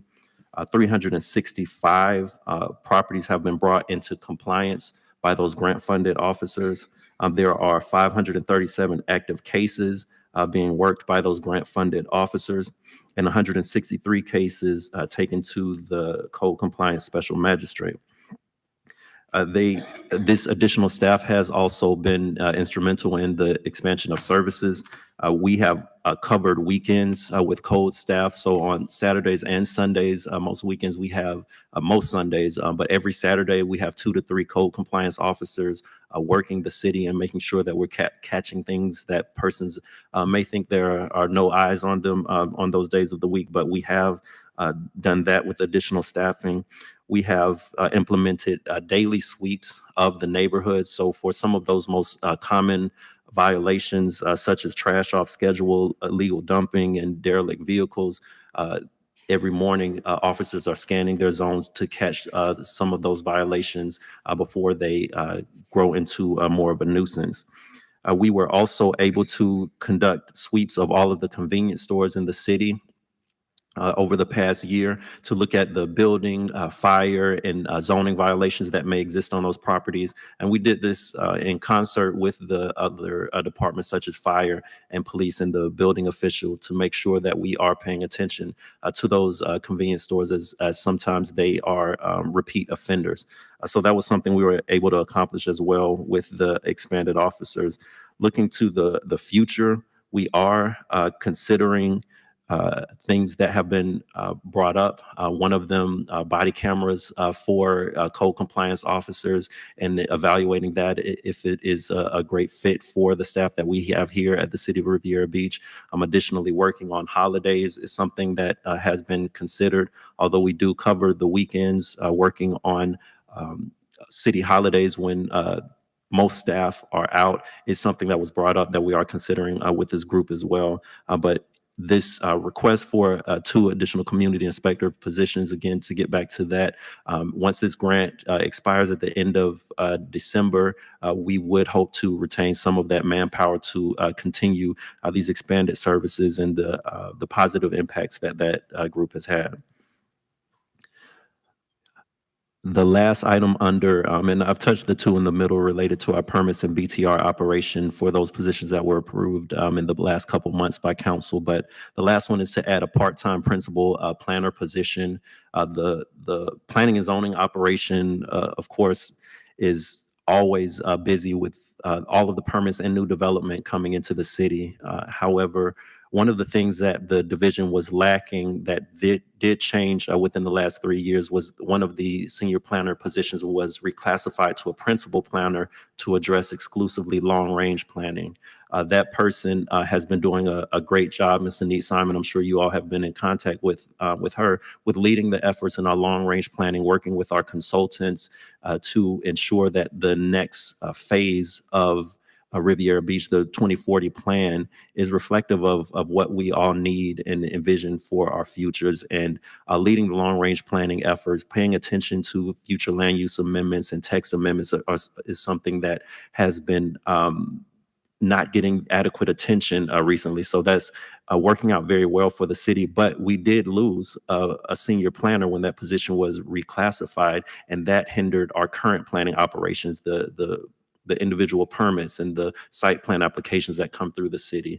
So adding this part-time principal planner position gives us a part of that manpower and capacity back within the department to ensure that as we are reviewing projects and development and permits that come through the city, that we're giving it the quality attention that it deserves.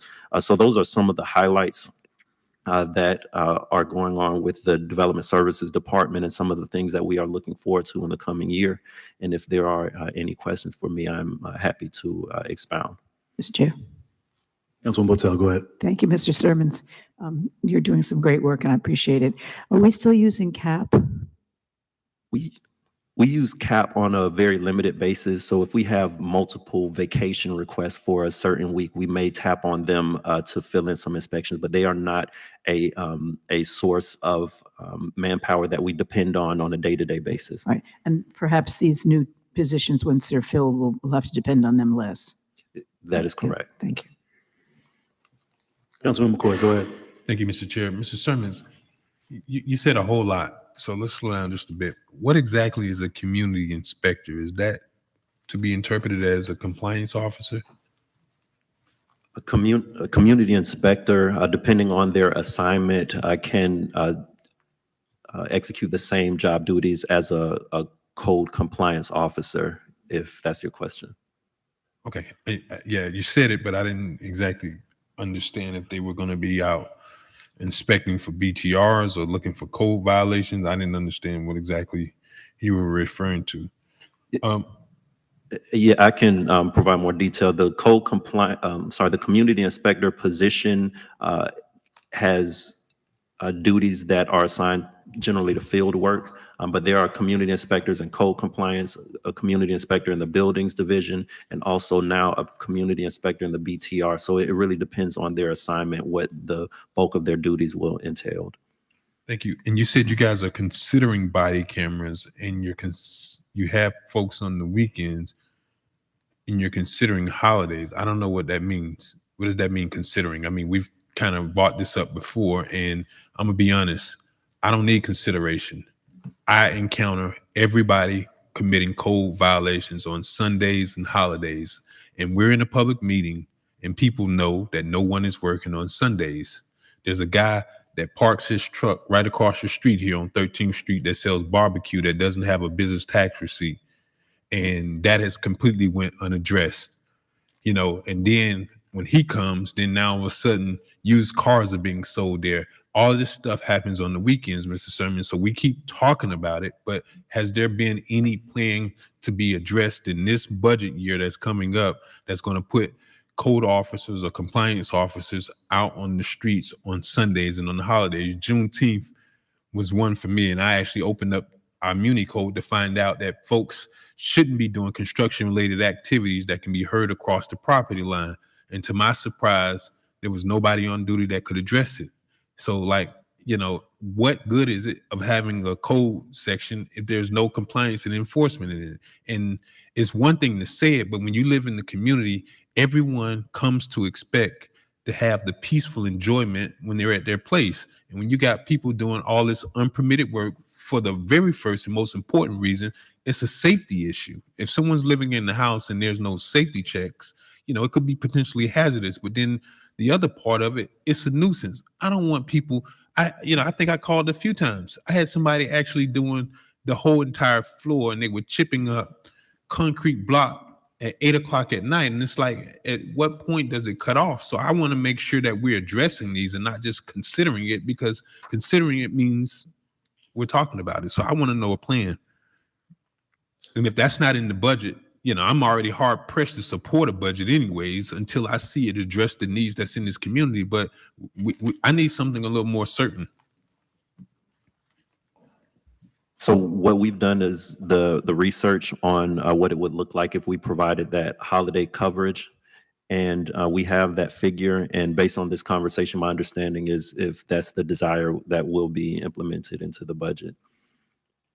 Okay, well, certainly, even if it's not a desire for me, that's our obligation under the code. If they're not supposed to be doing work without permits, we need to make sure that we have the appropriate personnel that can literally, and obviously police can be there, but they're not the code enforcement or compliance arm per se. Now, I know this was thrown out before, but perhaps having, specific code or some specific police officers cross-trained in that, compliance portion, and they can actually issue violations. If that's an option, I'd be open to it, but it just seems like a whole lot. And then when you get phone calls where somebody's selling, they're basically operating a restaurant out of their home. And I think we've seen this today that, certain businesses are not fit for a residential neighborhood. Who do you call on a Sunday? And I just want to make sure that we're addressing this, because people just want to be able to live free from all of the unnecessary nuisances. I did have a follow-up with that, Mr. Sermon. You said if this is the desire, the code compliance and the code inspectors that you have, are these individuals assigned to be working on weekends, or are they just additional positions that you need filled for weekday hours? They are assigned. For weekends? Yes. So they will be, so it's not that if it's the desire, you're putting it in the budget, and if this budget is passed with these intent, their role is to work the additional hours that Councilman McCoy is stating? As far as weekend coverage, we have for a while included Saturdays in the shifts, and what the officers would do is rotate who was working on Saturdays. With the additional staff due to the grant, we now have 2 or 3 working, at least 2, sometimes 3 every Saturday, 1 person on Sundays. If the funding for the grant goes away, we probably wouldn't have 3 people on Saturdays. It would probably be back down to 1 or 2. Holidays has never been a part of that calculation. So if we are adding holidays, that would be a calculation for additional overtime pay that would need to be allocated to the department to cover that. Understood. Thank you. Mr. Chair, if I may. Mr. Evans, go ahead. To ask a question of Director Sermons, with regards to these community inspectors, instead of facilitating an overtime situation, and these are new positions, could you conceivably have a situation whereby those persons are hired and their day is maybe Sunday through Thursday, and they get Friday and Saturday off while somebody has coverage on that? Because what I don't want to have a situation is where the weekends are always overtime, and then we incur a bunch of fees associated with that. But if there are new positions and we tell persons that your first day of the week is Sunday and you're going to be required to work holidays, I want to ensure, and I think the board wants to ensure, that every day, 365 days a year, we can say that we have somebody out there that their job duties and responsibilities are to ensure that the code is preserved and that there is compliance activities. So, that's my question to you with respect to, from an operational standpoint. And yes, Mr. Manager, that's currently how we handle it. We have a staff person that works Tuesday through Saturday to make sure that we always have persons in place for that Saturday. So there's 2 persons that come on the weekend. If the desire is for that coverage through Sundays as well, we can make some adjustments, especially having new positions coming online, making sure the new person understands what the shift times would be so we can handle that. There is some limitations on Sundays because all code compliance activities cannot take place on Sundays. There's no mail service, for example, and that would apply to holidays as well. So some of their activities would be limited, but in terms of having eyes on the city and those properties, we can facilitate that. So the holidays, any way we cut it based on the union contract would be overtime. But as far as Saturdays and Sundays, we can build that into the operational schedule of the division to make sure they are covered. Thank you, sir. Board members? Mr. Chair. Councilman McCoy, go ahead. So you mentioned body cameras. Can we expect that that's going to roll out for code compliance officers this fiscal year? That is another thing that we're bringing up for this discussion for direction from the board. It is not a built-in part of the operations, and of course there will be equipment and IT expenses associated with that. The code officers would likely need to get new uniforms. Generally, those aren't inbuilt to be attached to the polo type shirts that code compliance officers wear. So it's not. It is something that we have been looking into based on comments coming from this board. We understand that there are pros and cons to it, and we may be one of the first cities to pioneer something like this, but we are prepared to adjust our operations as necessary if that is a desire of the board. Mr. Chair. Councilman McCoy, go ahead. It's certainly a desire because I've literally witnessed where code officers have approached people who aren't specifically at a property, but they're doing something in violation of the code. And they don't have a walkie-talkie. They have to pick up a cell phone and call 845-4123. If they don't have a camera readily accessible to document it, it's almost like it didn't occur. And if they can't attach it to a property, then the violation didn't occur. And then when you have someone that may be combative or approaches a code officer with the intent of threatening or doing harm, certainly I would hope that there is some sort of, detective measure that we can have in place to ensure that we're giving our officers, our compliance officers, the best tools that they have out there. So certainly for me, it should be automatic. And, you don't have to go far. I mean, the chief said it already. We're dealing with a whole lot more in terms of Signal 20's mental illness, where folks are being Baker-act. And I see folks doing all kind of stuff between, and this sometimes, they don't even know that they're doing something that's illegal or that's not permitted. So certainly I think we should be doing, and most of all is the illegal dumping. You show up and now all of a sudden you got a yard full of, 80 used tires. And what do you do with that? Compared to if an officer drives up and sees it, then now you have a little bit more to go on. So. Mr. Chair, if I may. Ms. Evans, go ahead. From my perspective, I think it is also a code compliance officer safety issue thing as well. I think having the body worn camera ensures that the interactions that staff has with members of the public is captured. I think also it will provide for, I know we have a great level of service considering the circumstances, but I think it will also ensure that those moments and those interactions with code compliance officers are captured. Now, yes, there is going to be additional costs as it relates to the requirements to retain the information, redacting the information, and then ultimately providing that information if it's germane to the testimony that in the code compliance case. But I do believe in the grand scheme of things, it is a good thing. Other municipalities and even the county governments are switching towards that. And I have gotten phone calls, and you all have probably gotten phone calls as well concerning code compliance officer interactions. And it is always good when you can go to the video and show that our folks acted appropriately and that is in fact captured. And so that is something that we want. That's a level of service change, and that's a significant modification to what the requirements are going to be for code compliance officer, because we're going to have to write that into obviously the union contract, and we're going to have to tell them that their body worn cameras are to be activated. And so there's policy and there's some things that have to be built out, but we want to get the temperature of the board to see if you're in support of such an action. From administration's perspective, I think it would be a good tool to add to the services that we're providing. And I think it will assist in some of those code compliance interactions, because right now our employees are running around with their cell phone trying to capture things, and some things are not audible.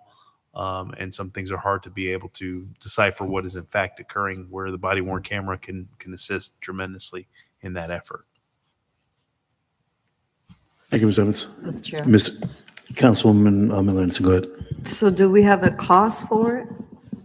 Because I know when we did it for police, it was a pretty hefty cost. Mr.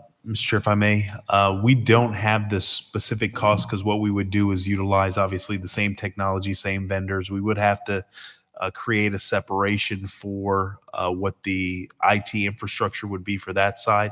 Director Sermons, I don't know if you all were able to get what the number would be for that, but you're probably talking at best how many additional cameras. And Chief, I don't know if you guys had some information that you can provide as it relates to the cost for the units and the like, and so but we'll be able to refine it once the board says that this is the direction we want to go. We can provide you more specificity on that. Gentlemen, do you have any? Yeah, I can, as they come up, I can say that our staff is much smaller than police. Of course, we will be looking at probably 6 to 8 cameras necessary, but I know they know more detail on all of the infrastructure involved to operate that kind of system. Council, Chief Coleman, Police Department. Each unit camera about $800 to $1,000, but the cost for that unit is storage. That's the biggest cost, is for the storage. And I don't have the actual number at this current time, but I get it to you. But between $800 to $1,000 per unit for a camera, the biggest cost will be the storage. And Mr. Chair, Chief, do your officers have 2 cameras, or is it 1 camera per person, or do they have a backup, or how do you have the redundancies? 2 cameras. You standing up for me? You have 2 cameras, 1 for a backup. So that'll be $800 to $1,000 per camera. Okay, thank you. And all our officers now are traffic aides have cameras.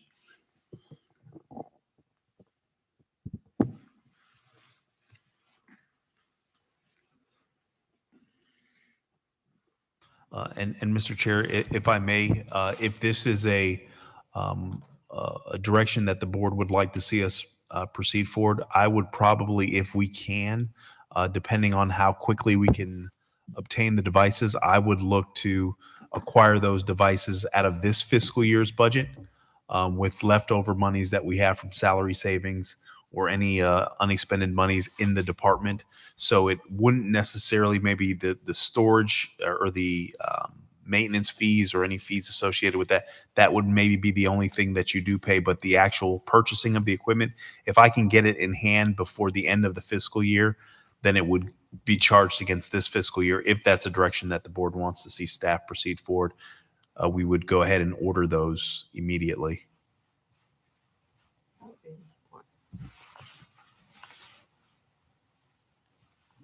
Mr. Chair, sounds good to me.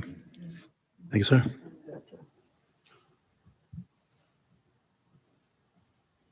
Good. Okay. Okay, Mr. Evans? All right.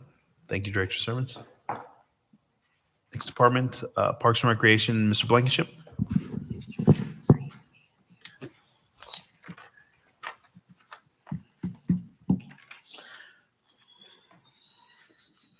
And Mr. Evans, sorry, I was actually researching the docking bays and the price. You're looking at about anywhere between $800 and $1,000 for storage space per unit. So that would be an additional $8,000 budgeted just for storage. So not too pricey for the storage and the impact of actually having these cameras for the department, in addition to the actual cost of the unit. So, Mr. Chair, what does storage mean? Uploading files? yeah, it's just storing the data for the footage from the camera. Siri here. Let me know if I can help. Yes. Mr. Blankenship, how are you, sir? Good evening, Chair, Council. Richard Blankenship, Parks and Recreation Director. Just want to go over some of our, the department's goals for the upcoming fiscal year. As far as sustainable economy, Riviera Beach is a hotbed for amateur sports. So we're targeting 20 heads and beds events for the next year. And just to give you some idea of what that means is, for example, we will host the Beach Tennis World Cup in November. We hosted it last August, and there was a $1.2 million economic impact as estimated by this Palm Beach County Sports Commission. Building great neighborhoods, we want to further implement the master plan priority list. We want to position ourselves to be able to apply for whatever grant opportunities or funding opportunities that we have. Secondly, we want to upgrade the aftercare summer program with technology and, more importantly, tutoring. Last year, we were in a position that we could offer tutoring to football, cheer, the basketball program, and the baseball program, and we saw quite a bit of interest in those programs. So now we want to expand that into the aftercare and the summer programs intently.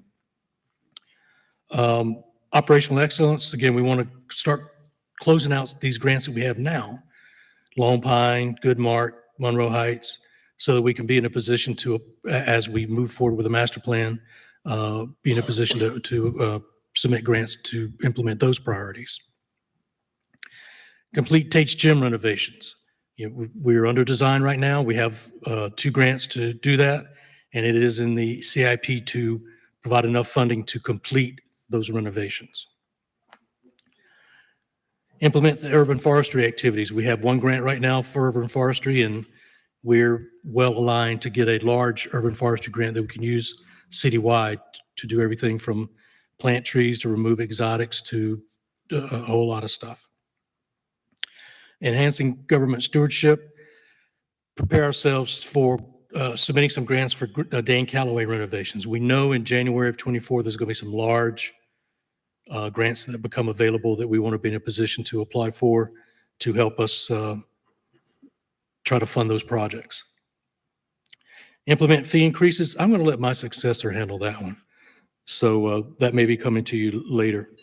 And then again, community planning for the master plan projects, as not only the master plan projects, but the bond referendum plus the master plan projects, getting ready to educate the public on that and then do the public shredding on exactly what those facilities or those parks are going to look like. And with that, I will take any questions you may have. Councilman McCoy, go ahead. Mr. Chair, thank you. The recreation superintendent position, how many positions did you have? How many of those recreation superintendent positions? That's 1. And One position. It's vacant? Well, it was created last year and then unfunded this year. So it was never filled? Right. Okay. And what's the basis on the unfunded maintenance position? It's been open for well over a year, unfilled. So I think it was more of a burden to have it on the books than to continue to leave it there. Okay, It was a part-time position as well. thank you. Board members? Mr. B, thank you so much for your time.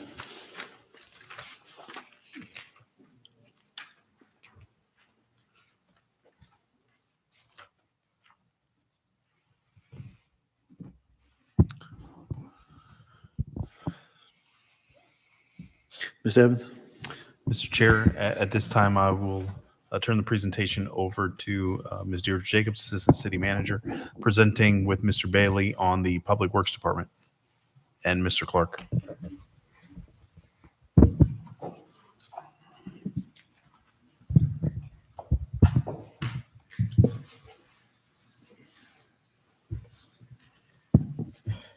Good evening. For the record, my name is Deirdre Jacobs. I'm the Assistant City Manager here with the City of Riviera Beach.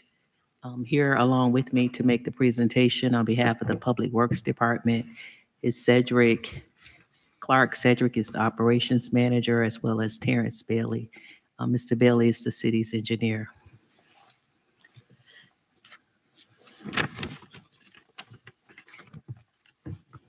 We first off like to thank City Administration, Mr. Evans, for your support for the Public Works Department, as well as the council and the mayor for your support as we move forward on a regular basis with implementation of the various public works activities. We know that our city is simply 8 square miles, but we have a wealth of infrastructure needs and challenges that exist here in our city, as it is unique in many different ways. Our staff is comprised of approximately 41 persons with a budget of near to $6 million over the last couple of years. One of the goals that we attempt to achieve is to ensure that our city is aesthetically pleasing.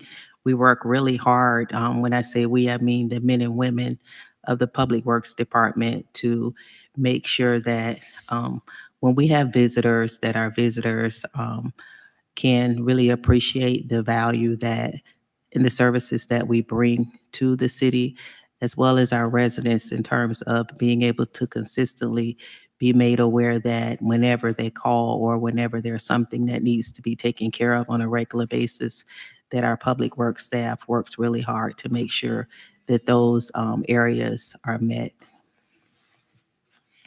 If you read through the presentation that was put together for our department, there are approximately 6 different divisions in terms of function within the Public Works Department. It would be administration, stormwater, engineering, streets and grounds, fleet, and what's the last one? Engineering, streets and grounds, fleet, stormwater, I'm sorry.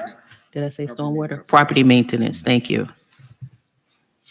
So if we start with the very first slide, it deals with just public works in general. And we listed out, as all of the other departments did, we went through the various goals that the city has attained as far as reaching certain milestones with regards to activities and services. Up under achieving a sustainable economy, we just received a vulnerability resilience grant from the state of Florida, the Department of Environmental Protection. That grant provides approximately $300,000 to assist us with flood and sea level rise assessments. It's been integrated into a larger system, wherein a couple of years ago, we were given a task of coming up with a 2-year initiative to go about determining just the whether or not the conditions of our infrastructure were where they were, and how we would go about making sure that we would move forward with maintaining them and or improving them. So that particular grant will work in concert with the ongoing project in order for us to figure out how is it that we go about in a strategic fashion with moving forward with improving our infrastructure systems. As far as communicating with local businesses and vendors, we try really hard on a regular basis to work with small and local businesses to ensure that any of our activities that are contracted out, that those activities are first being able to be undertaken by those individuals or businesses that are local in our community. Right now, we are working feverishly with contractors in order to make sure that our medians are manicured on a regular basis. You want to do building great neighborhoods?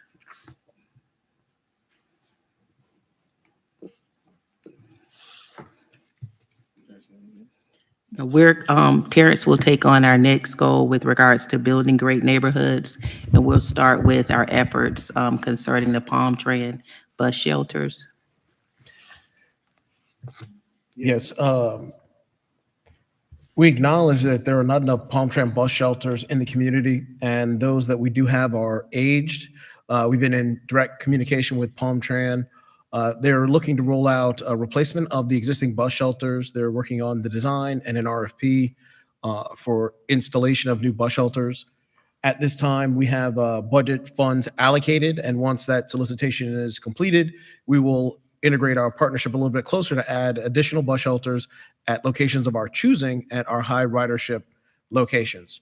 So as part of transit, mobility, and just building good communities, having additional bus shelters so that individuals can get out of inclement weather, especially in summer when it's very, very hot or raining, having bus shelters is a must. You'll notice that some of the new developments have installed bus shelters. Amazon installed a bus shelter at Obama and 13th. Riviera Cove installed one at 34th and Broadway. And I believe there are a few more that were installed. One was installed in front of Stony Brook on MLK. So very large developments that have a bus shelter in front of them. We request through the development process that they install it to serve their community and ours, and generally that is accomplished. So we will expand that program to continue beautifying the community and providing that needed respite location for those who use mass transit. In conjunction, this department has been tasked with a holiday lighting project over the last 2 years. We've worked along with the CRA and a private vendor to come up with ways in which during the holidays we can beautify our city. We're hopeful that this year, it's my understanding that there was a solicitation where the bids were just received, where we would also be able to utilize a vendor to help us with making sure that the holiday lighting project is a successful one and a unique one for this particular year.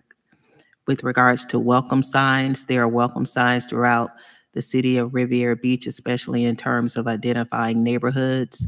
It's our goal to continue to work with our residents to make sure that the welcome signs are attractive, and whenever there is a need to replace them or improve the welcome signs if they become deteriorated in any form or fashion, that we work closely to make sure that they're continually maintained and pleasing to the eyes. The police department mentioned earlier about homeless camps.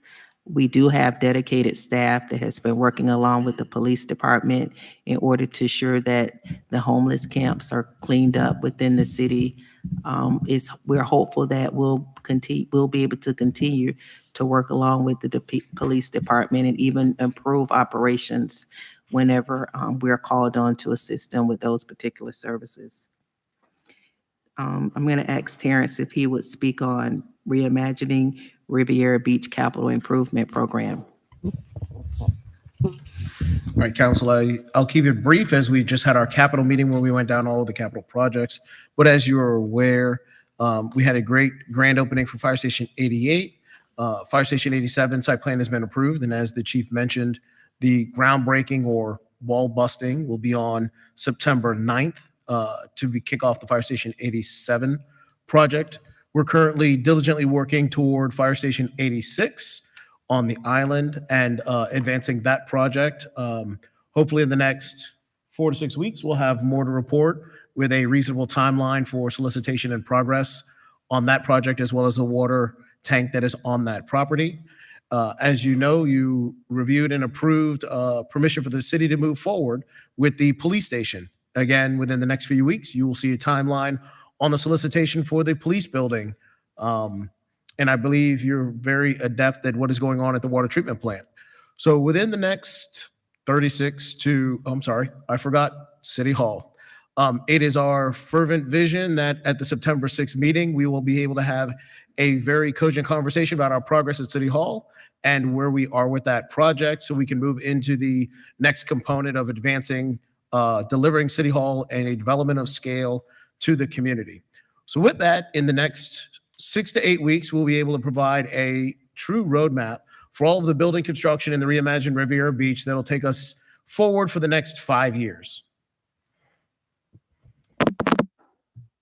Along with those particular improvements, we do have certain departments over in City Hall, our existing City Hall, that have needs for improvements as well in terms of rehab for the break rooms. So city administration has taken on a project. You'll see in the next couple of months at the very latest, it'll be completed with regards to public works staff going in with contractors to just do improvements, basic improvements to those break areas on behalf of our city employees. That will fall up under our facilities department, which also provides different types of services and activities for the various infrastructure systems that are a part of our public assets. An additional goal would be to accelerate operational excellence. In that particular area, we chose to deal with the Q Alert system. Our department, Public Works, is a department that receives tons and tons of Q Alerts in comparison to other other departments. We've actually established a dedicated staff person that has gone back over the last year and gone through the Q Alert system in order to minimize the Q Alerts that are existing and to work diligently to ensure that any future Q Alerts are addressed in a timely manner. Strengthen community engagement. There is one particular initiative that's about to take place within the next 30 days, and that's the Let's Talk Trash event. That particular event is an event wherein our staff will work along with the Good Company to just bring attention to our customers concerning the services that have been provided concerning solid waste activities. We're hopeful that as a part of that, we all know that the Good Company this is their first year in operation, and there are challenges and pitfalls whenever any new activity takes place. So we're hopeful that as a part of community engagement, that we'll be able to use that particular activity in order to engage our residents and have a better understanding of their concerns and interests. We also work along with Brittany Collins. She's a great asset to us in terms of informing the public of the various activities that take place and information concerning the Public Works Department. So if you've noticed, since Brittany has been here, we've worked really hard to make sure that our services and activities, again, are shared with the public.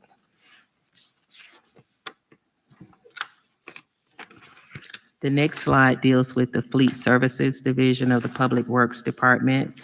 And one of the goals that deals with the sustainable economy, we spoke of ways in which we could enlarge the total number of charging stations, for electrical vehicles. Right now, there are stations at the library, where else?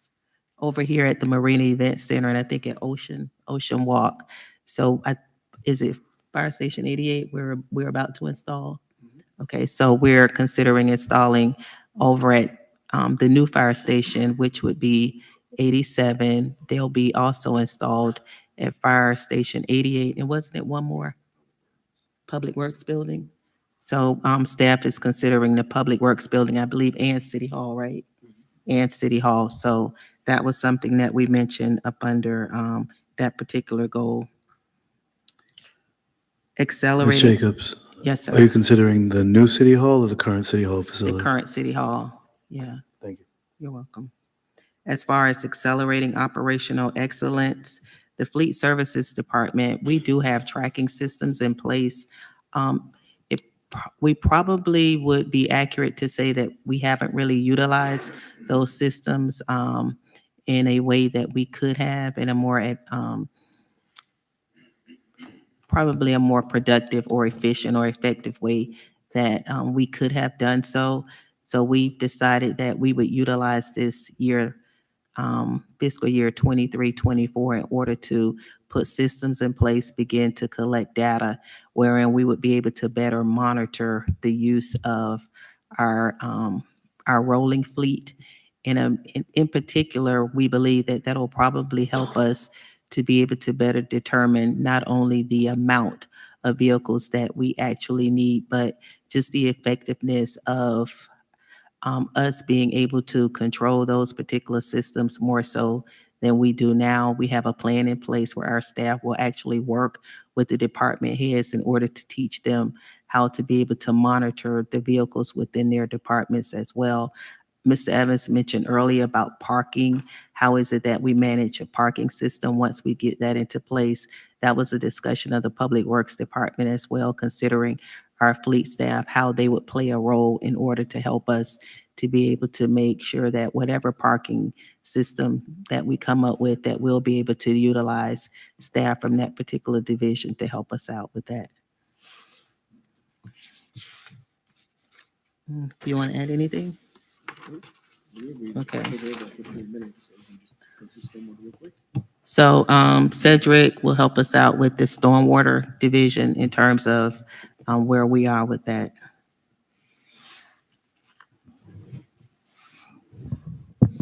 The chief sustainability economy, increasing the NPDS inspection on construction sites and existing stormwater networks. We'll be going out after every rain event to do a check on construction sites, make sure there's no illicit runoff or pollution going into our storm drain system. What was the other one? You had the notes on that one. I don't have the notes on it. Yes, also as part of our MPDS system, we'll use GIS and ESRI software in order to do better tracking than what we do currently, as well as for our maintenance operations and stormwater, whether that be street cleaning, cleaning of pipes. There are existing software applications that will help you qualify and quantify what you are doing. We're doing a great job out there in the streets, but unfortunately the stormwater network is not something that you can, short of a canal, see at the naked eye. So we want to be able to track some of that good work that our staff is doing and quantify that in a data set that is presentable and reliable, so we can benchmark our operations against other communities. And that's generally the improvements that we recommend, that we anticipate achieving in the stormwater division for this year. And with that, we'll answer any questions. Mr. Chair, if I may. Mr. Evans, go ahead. And if I can have the finance director join us as well. This is one of the things that I think we really need to have a more, stormwater specifically, we need to have a more robust conversation, because in my experience, stormwater, you have to look at it in you look at the funds in three different tranches: operations, maintenance, and capital projects. But if you can look at the monies that are generated for the purposes of the stormwater department, you have very little monies for capital projects. And as a coastal community, and when we talk about sea level rise and we talk about some of the issues that you all have heard in a variety of council meetings concerning drainage and some of the issues concerning infrastructure, it's important that we have the discussion about the stormwater rate and what the stormwater assessment is, because you are very heavy on the personnel side and the operation side. And I did want to have Mr. Sherman provide some additional commentary to that, because that is some opportunity as we look to rebuild our community, reimagine our community.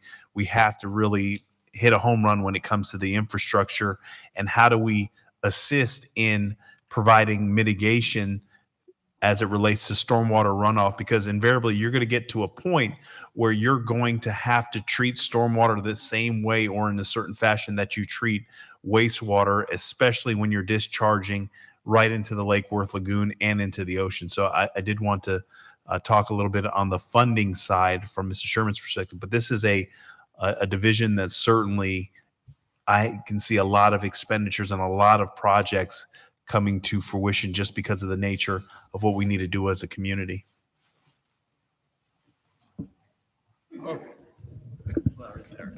I'm sure you don't mind. Again, Randy Sherman, Finance Director. Yeah, the difference between stormwater and the utility district is stormwater, it's a flat rate. So the only time you really see the revenues change is when you see growth. So you see a little bit of growth, between 23 and 24 as you bring on more units. But what happens is, because again, the revenues are fairly flat year to year, as soon as the operational costs go up, that means you're spending less and less on capital.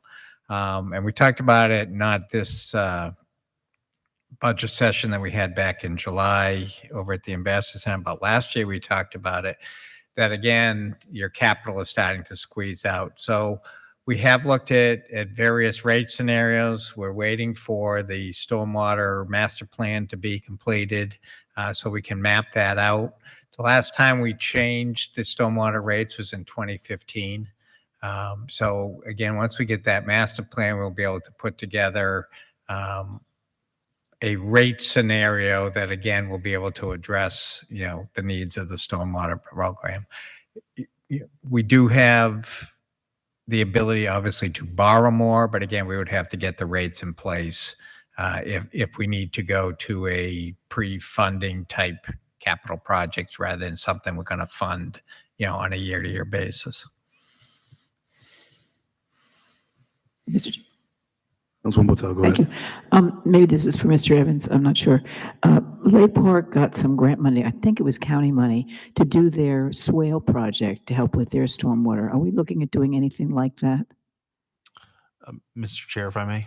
Certainly. Certainly, and any opportunity for grant funding, we're going to try to pursue that. But absolutely, there is to look at swales and bioswales and anywhere to treat the water before it gets into the canals and into the lagoon, I think has to be a very strong priority of this board if we want to preserve what we have. I have other questions, but not about stormwater. Can I go back to the beginning, back to Public Works? Of course. Any other questions for stormwater while we're on this? Go ahead, Councilwoman Botel. Thank you. You mentioned the vulnerability assessment grant that we got, and I'm wondering, will that grant help us understand the potential need for breakwaters on the island to help us preserve the beach area?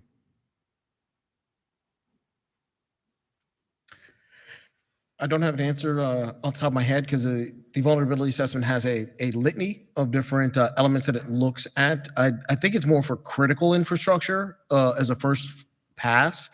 Think water, sewer, drainage, lift stations, critical infrastructure in the way of buildings, seawalls, and things of that nature.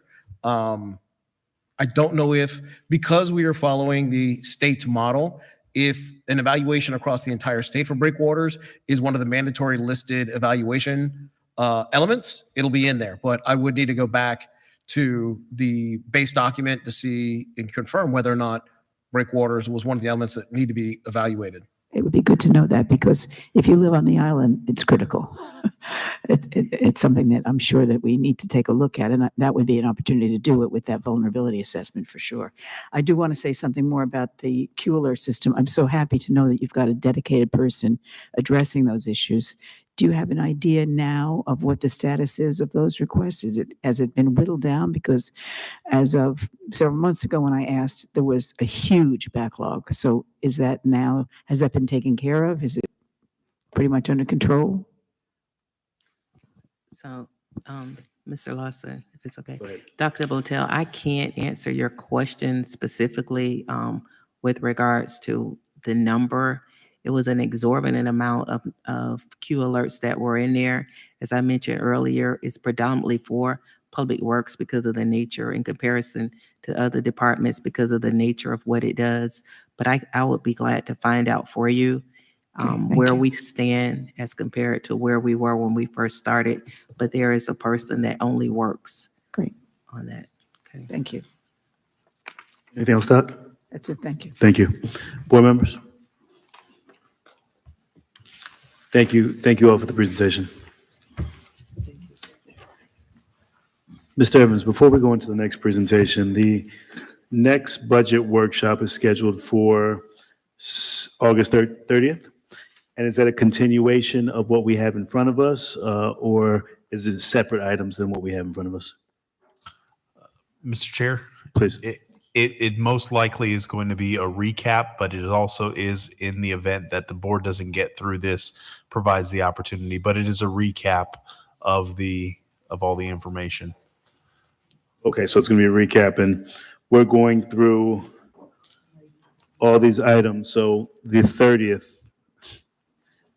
that we're looking at would be just a recap of these items. But if we don't get through this tonight, if we do a hard stop tonight, then we can complete these items on the 30th? Yes, Mr. Chair. Okay. All right, well, board, I was looking at 9 p.m. to see what my colleagues thought with that time, so that we can close this out, get through what we do until 9, and then I'll finish up at the next meeting. No. So that's the question for the board. What time do they want to go to?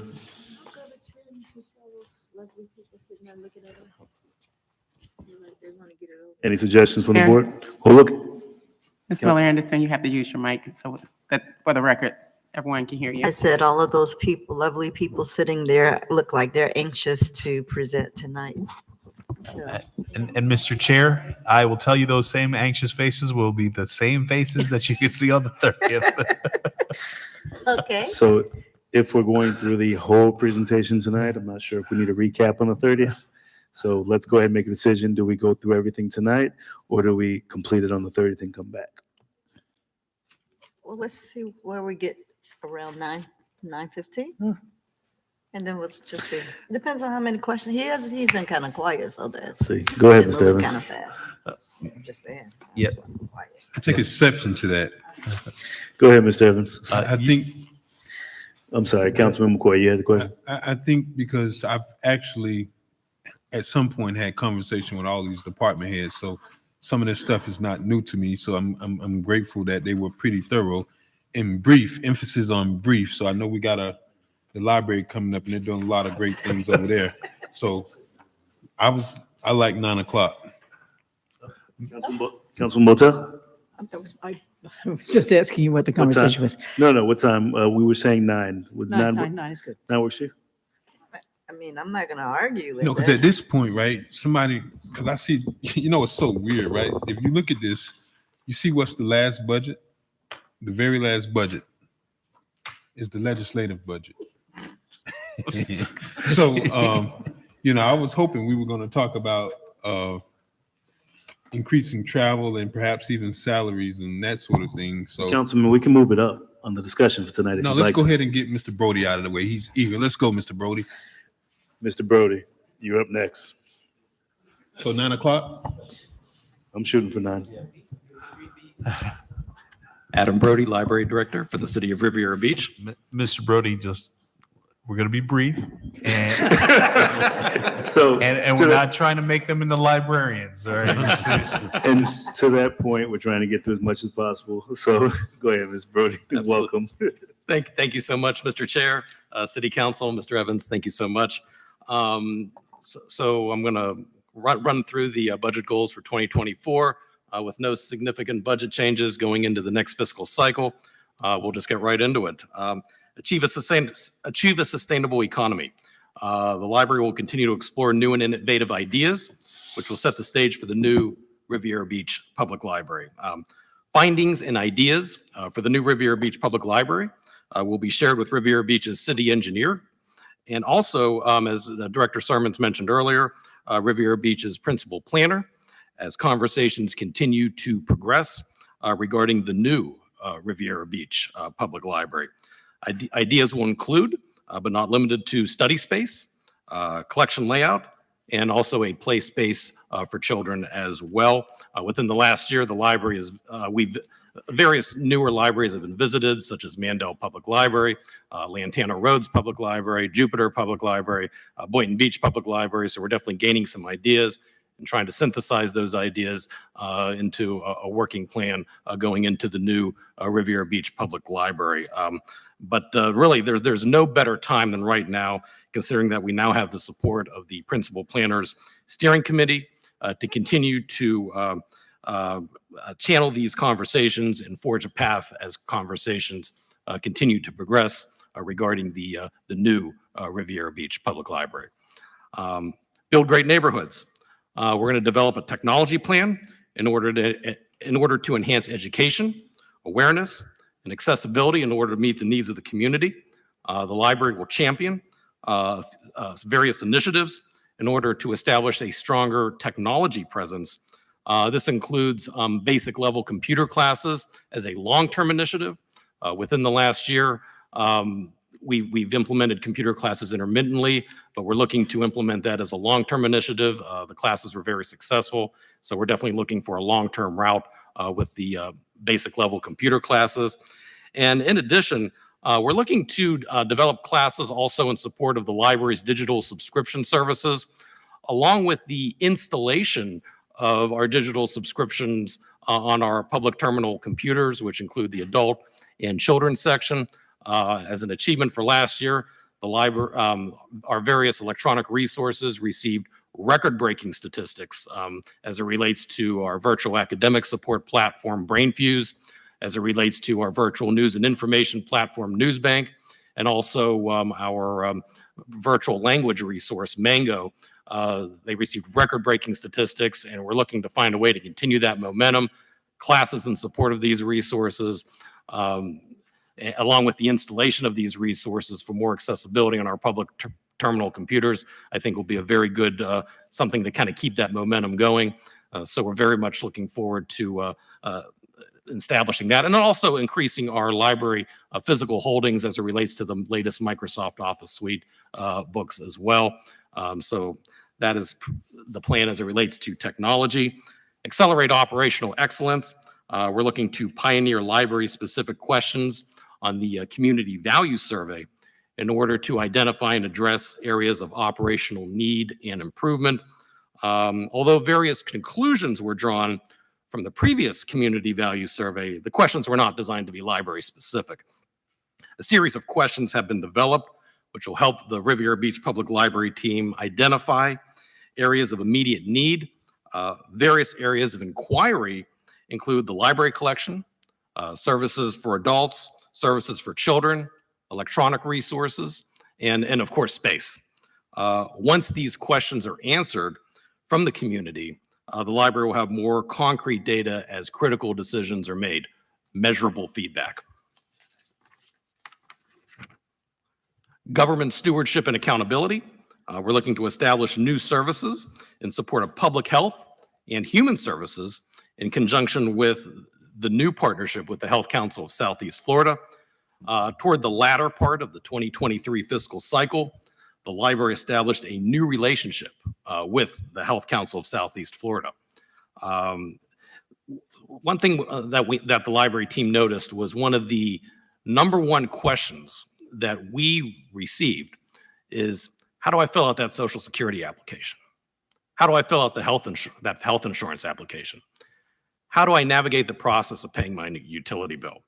And this relationship involves application-based support in areas such as health insurance applications, Social Security applications, and also paying utility bills. And we have support at the library for 6 hours a week. So we're very fortunate to have that. It's been a great support system.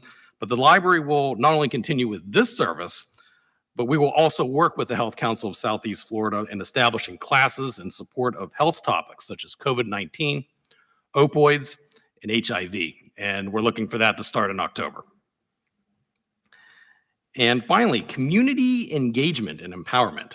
The library is looking to expand lines of communication regarding library resources and services. Over the last year, the library has utilized various electronic mediums in order to expand the word about library happenings. We've used Facebook, Instagram, Twitter, and also the Blue Heron newsletter as well. We have a library calendar as well on the library website, and also a library album as well, which kind of outlines a lot of the various happenings that have occurred at the library over the last year. But the library will work with Riviera Beach's communication department as the starting point in order to explore these additional avenues for communication as it relates to getting the word out about library happenings. So we'll be having those conversations pretty soon. And those are the goals, and I'm happy to take any questions that you might have.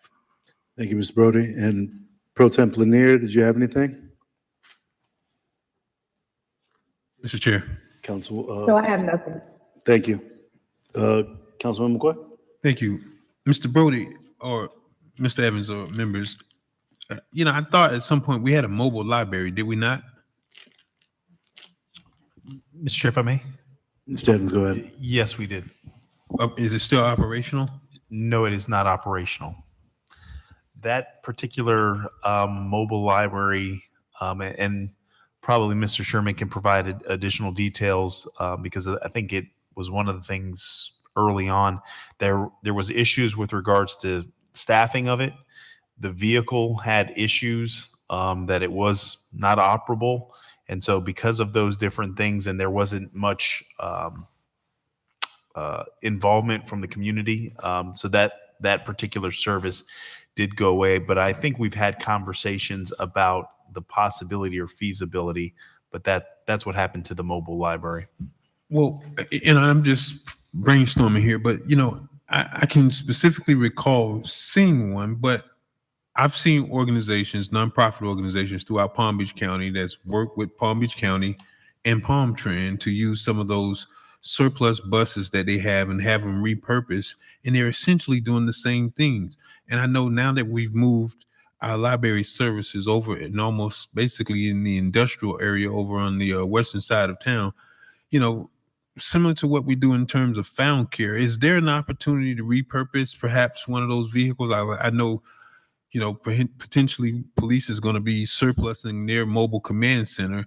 I mean, even if it's just providing internet access to one of the local community centers. And I know, many of these programs, as you probably are aware, Mr. Brody, through, these kind of engagement programs, if you go and put a proposal together, the Children's Services Council, they make these kind of dollars available for you to repurpose and have those kind of programs available, for these communities that are underserved or don't have access to internet and computers. So I think, if that's not a huge lift, I don't know exactly what police timeline is on their new mobile command center, but certainly there's an opportunity to, seek out, opportunities and avenues. And I think that speaks directly to your last goal of strengthening community engagement, because I know, it was just a stone's throw away for many kids to walk right to the library when it was positioned on West Blue Heron Boulevard. But now, although Congress, it's a little bit more of a challenge because you don't have it right in the center of the neighborhood. But certainly if there's an opportunity that doesn't require a whole lot of capital investment and we can utilize some grant funding, I think that's something certainly worth exploring, because, once kids get out of school, they don't get back in front of actually having those tools until they get back into school, like access to computers and tablets and those sort of things. So I think that's something, if there's an opportunity, that we should look at. Mr. Chair, if I may. Stebbins, go ahead. Certainly, we can have the discussion, and Mr. Brody and I can look for some options, whether it's by virtue of grant funding or any vehicles that we have that we may be able to surplus. Now, the mobile command that PD has, we may have to look at another type of vehicle, because I know that mobile command probably has more issues than the previous vehicle that we utilize for our library services. So we can probably look at some of the vehicles that we may have that don't have a bunch of miles on and see if there's some grant funding available that can accomplish that very same thing.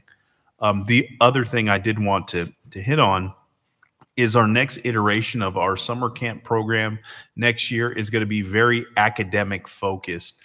We are going to utilize sports and recreational activities for the purposes of providing for physical activity, but we are going to look to bring teachers on board as our camp counselors and really emphasize the education component, because we know that during the summer our kids slide as it relates to their education And so we do want to provide that opportunity to really push for them to lean, to get ahead and lean forward. So the whole summer camp experience, the whole camp experience in the city is going to change drastically from what we've previously been provided. And so just be prepared for the conversation when I do come back to the board to talk about the fiscal resources that are needed to facilitate that. But we really want to have a camp that is better than the school experience, but the school experience, because we see the value in that. And I think that will help address some of the challenges that we articulated in the letter that was provided to the school district. But certainly on the access to books and internet cafe and the like, we can certainly look at a larger van or something that can address the councilperson's comments. Mr. Chair. Councilman McCoy, go ahead. Mr. Bodie, I know we have security personnel still there, right?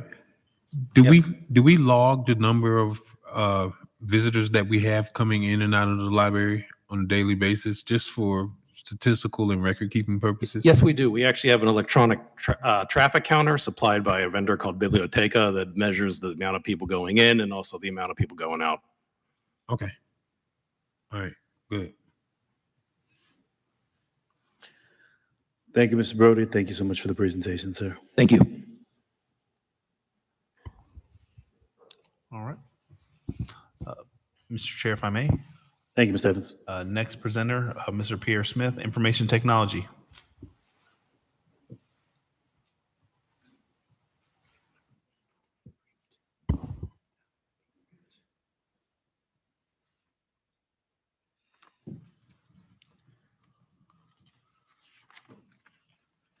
Good evening, Chair, Council, City Manager, and my colleagues.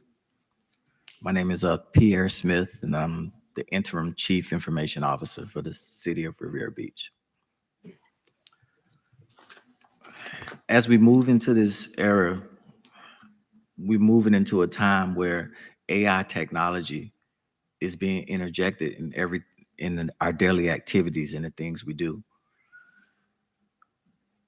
The IT department at this time have a prime opportunity to mold, shape, and move the city forward and change our perception and culture of how we interact with the public and how we do our day-to-day activities. In doing so, the IT department will face some challenges. Some of those challenges were due to COVID, as far as inventory and supply shortages, able to get products. Some challenges are the availability of vendors to provide the service. And then we also have the challenge of hackers and security threats. Just like we're going into the AI age, hackers and security persons who present a threat also have the same technology. So we have to up our game. To achieve a sustainable economy, the base of any organization is communication. As we go into 2023, AT&T and other service providers of that type of service have moved away from copper, and they're going to a more fiber-centric communication mechanism to provide phone services and communication services. In all of this, we have moved to a Microsoft, or integrated a Microsoft Teams unified in a more robust communications platform. And as we go into 2023, we'll be tweaking that platform so that it could be more in tune to what the city needs and provide a better mode of communication to our staff members to communicate internally, and in some cases, communicate externally to the public. Build great neighborhoods. To continue upgrading, one thing that we need to do is being able to support our public services. One initiative that we're going forward with is providing new laptops and just new equipment to our police department, our fire department, and any other department that's providing a service to the public. So our goal this year is that we're going to upgrade the equipment, keep them on the schedule, and make sure that we follow through with what we have provisioned in our budget to give to those services. We're going to give Chief Coleman and Deputy Chief Coppins the support that they need. Another initiative that the IT department is moving forward with is upgrading the CRA's infrastructure. As we know, the CRA's infrastructure is in dire need of upgrading, and we have taken on the responsibility of providing that service to the CRA. Accelerated operational excellence. One thing that we're introducing into the city that wasn't introduced before is the introduction of SD-WAN technology. And what that is a software-defined wide area network. What that equates to is savings for the city. In the past, we had switches and physical things that we use to switch and route our traffic, and also to provide access to cloud services. By going to SD-WAN, or software-defined wide area network, what that does, it takes that physical component out and provides us direct access to provide those services. It also allows our communication aspect of the city to communicate on a two-way perspective, as opposed to that one-way sending information out.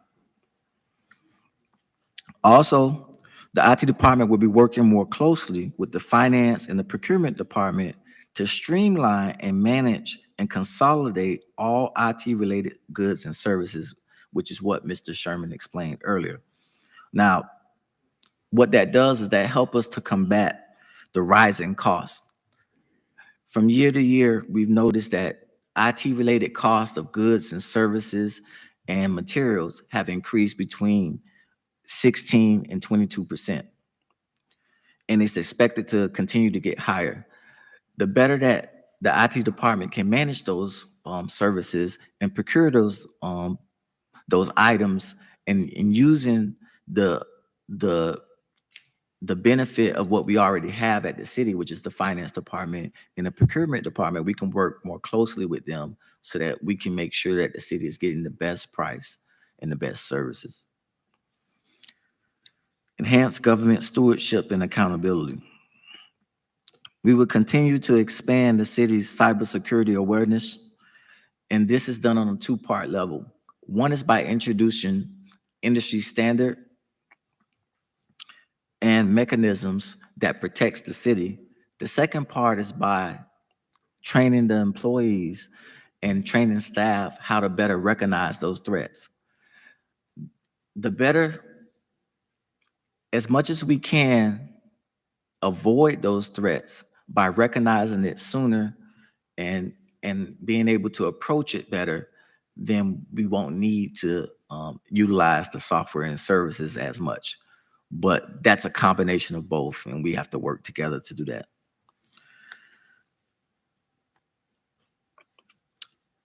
Strengthen community engagement.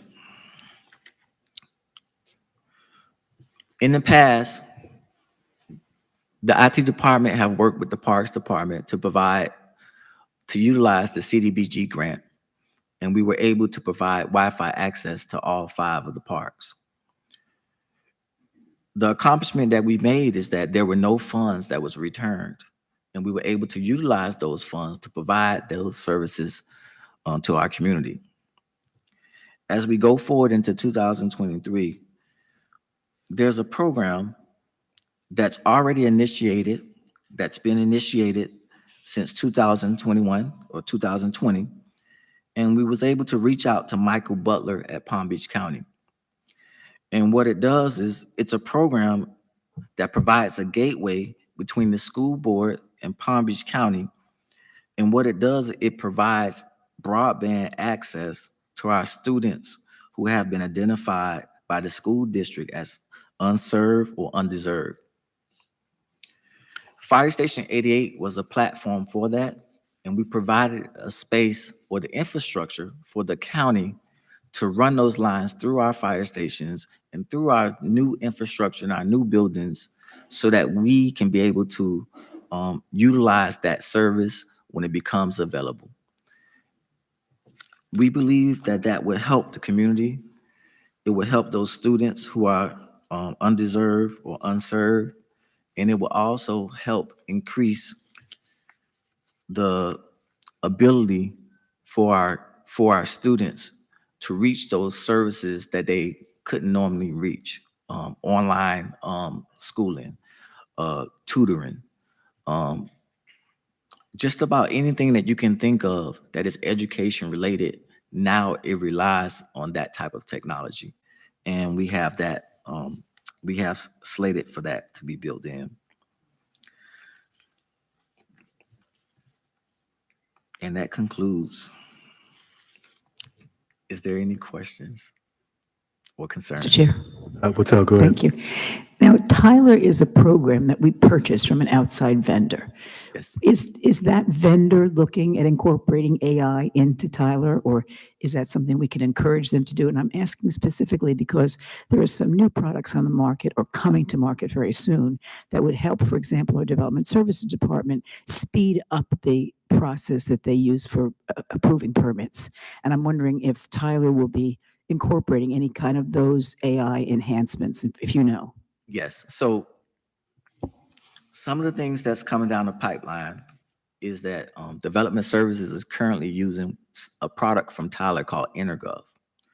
What Intergov does, it takes all those processes that they used to utilize and do by hand, and it automates that system so that they can turn around a permit as fast as possible. Now, that depends on the design or the integration of the Intergov product. And we're currently working with Development Services to develop that product. Future things, as of last Friday, there was an update to your Tyler system that almost everyone can see as far as the way it looked. One of those things is that the technology that's in Tyler allows it to identify and provide more metadata so that Tyler can help us in the integration of our products going forward. So there's a build out in the purchasing department that's about to take place in the near future for contracts. Also, we have integration going on with B2Go. We have a build out that will be proceeding with HR. So as we go forward and able to marry these products together, you'll start seeing more users use it. You'll start seeing more automation with the product, and you'll also see the city become more efficient in using the product. Board members? Ms. Beard, thank you so much. Thank you for the presentation, sir. All right, thank you.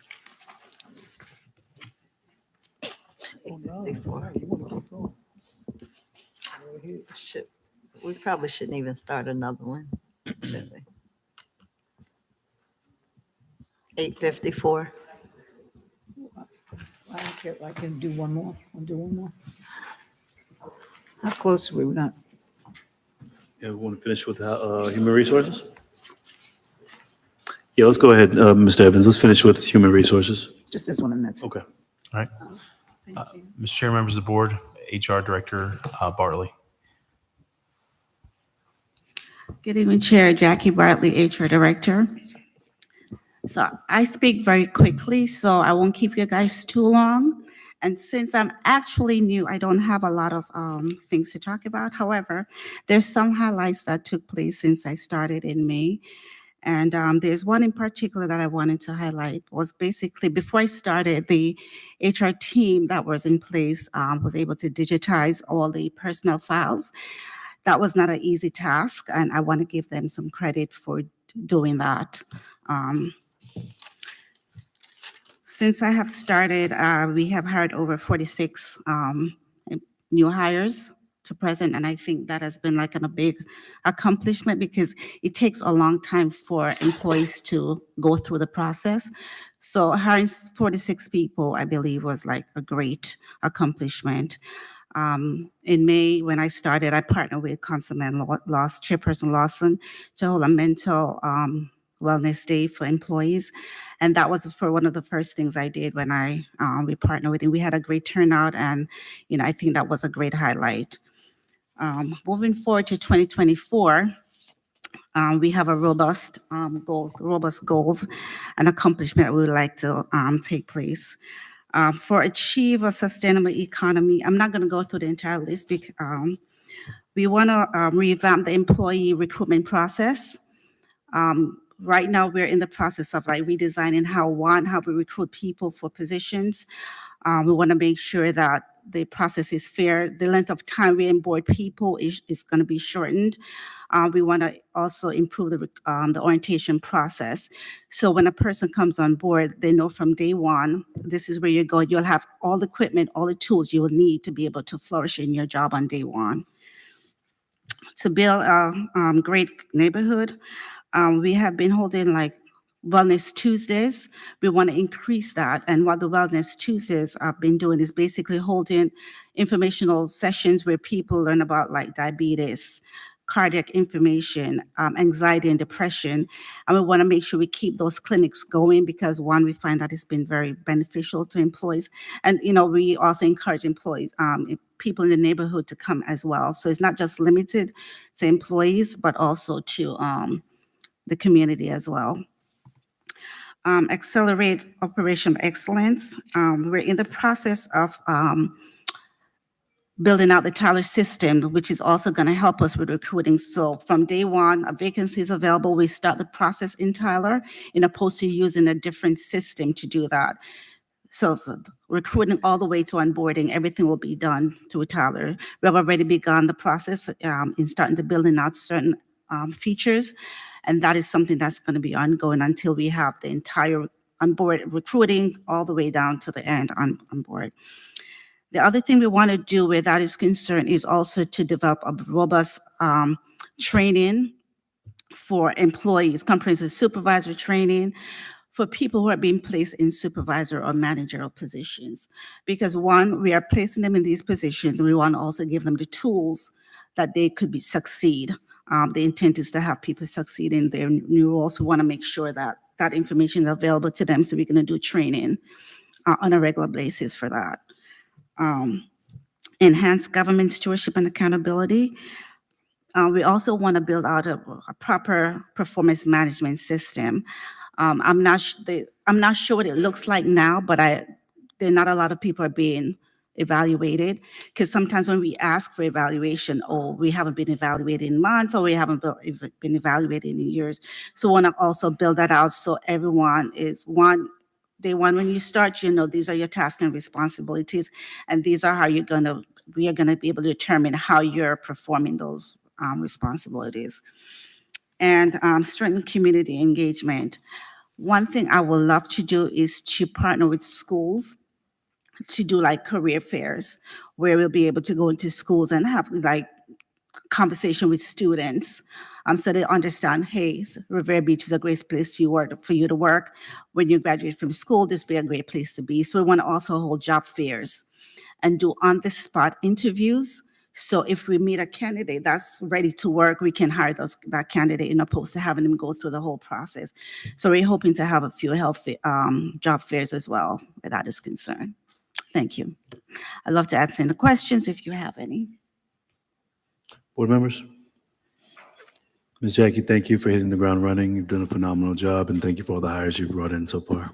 Thank you. Thank you. Additional questions, board? All right, so we're going to leave off on human resources, and then on the 30th, we'll pick up with procurement. Mr. Evans, any closing comments? Mr. Chair. Councilman McCoy? So, as we were sitting here hearing some of these presentations, I have to say at least for very few, this is probably the only time that we really get an operational understanding from what some of these departments do if we don't deal with them on a regular. Certainly, human resources. I mean, we only got hired one time, right? We only started one time, but certainly it's good to know. But Mr. Evans, there's always an opportunity for us to have these conversations with your department heads, not to avoid doing it here, but certainly on the interim. I think I've probably been in development services and procurement probably the most among some of the departments because that's seemingly in finance as well, but certainly Ms. Nguyen. So actually I have an office in legal, so you don't even count, Ms. Nguyen. But yeah, certainly I think members, there's always an opportunity to have these discussions with department heads because some of this stuff, I'm familiar with, and I was really delighted to see some of the stuff. I don't know much about fiber optics, so thank you, Mr. Smith, with that. But it is very interesting. AI is doing a whole lot, especially in terms of the finance realm. So Ms. Reynolds and Mr. Sherman, watch out because, they're literally about to take over this whole finance industry. So They didn't look worried at all. Mr. Evans, go ahead. Mr. Chair, with regards to that, and to that point is AI is a real thing that we have to be conscientious about because it is changing the way in which we do business. But certainly we'll come back with the remaining part of the presentation, and then we'll recap some of the items just to get clarity of direction from the board, and then make sure that everything that we talked about concerning even body-worn cameras and some of the other items operationally, that we make sure we incorporated all the board's feedback so we can get the budget prepared for your first and second reading. So and one of the things I think we do need to consider, the environment that we live in with regards to our work experience and the projects and initiatives is moving so quickly that I would, not to burden the board with additional meetings, but I think on those months that we have the fifth Wednesday of the month, I think we should have a workshop discussion where it gives you the opportunity to have interactions with the department heads in a more less formal environment to hear some of the projects and initiatives and get some of the updates on what you all have been getting asked about. And so that's something that we do want to roll out starting after the budget is adopted on those months that we have a Wednesday, that's a fifth Wednesday of the month. We can have a 2-hour workshop and the board can set the items that they want to discuss, and then we can prepare the agenda accordingly. That concludes my comments, Mr. Chair. Thank you, Mr. Evans. And I want to just kind of piggyback before my board gives their closing comments in regards to preparing that agenda accordingly. From what I'm hearing, September 6th is going to be a healthy agenda based upon some of the items we didn't fulfill and then a lot of new items. It's since we have all of our department heads here, it's letting them know that the board, I don't want every item to be a fire drill or an emergency purpose. I want them to come to us fully cooked. I want to have all the information prepared and ready to go, and as many items that are routine in nature as we can get in consent. As our board stated, my colleague said that he has an office set in the, I believe, attorney's office. So everybody should be taking time to just meet with the board, addressing concerns so that we can get the business of the city done when we get to these meetings. Because as you've seen, this board has no interest. This is a seasoned board, veteran board. They have no interest staying here all night. We can get the business done within a timely fashion because every one of us are professionals. So as long as we do the research, review, and make sure everything is properly cooked, we're not going to be rushing through any items anymore. We're going to just be closing this off when these meetings are scheduled to be closed. So whatever we have, Mr. Evans, please, let's try to keep this agenda as tight as possible and making sure everything is fully vetted. And then we as a board will commit to making sure that we have those meetings, doing our agenda reviews and doing the due diligence to be prepared for them. But just understanding that this board is prepared to move the city forward, but we have to do it professionally and proficiently within the time frame that we have allotted. Colleagues, Dr. Botel, Kashamba Miller Anderson. None. Thank you, board member. Councilman McCoy. No, sir. Councilwoman Lanier. None. If there's no further business of the city's meeting is adjourned.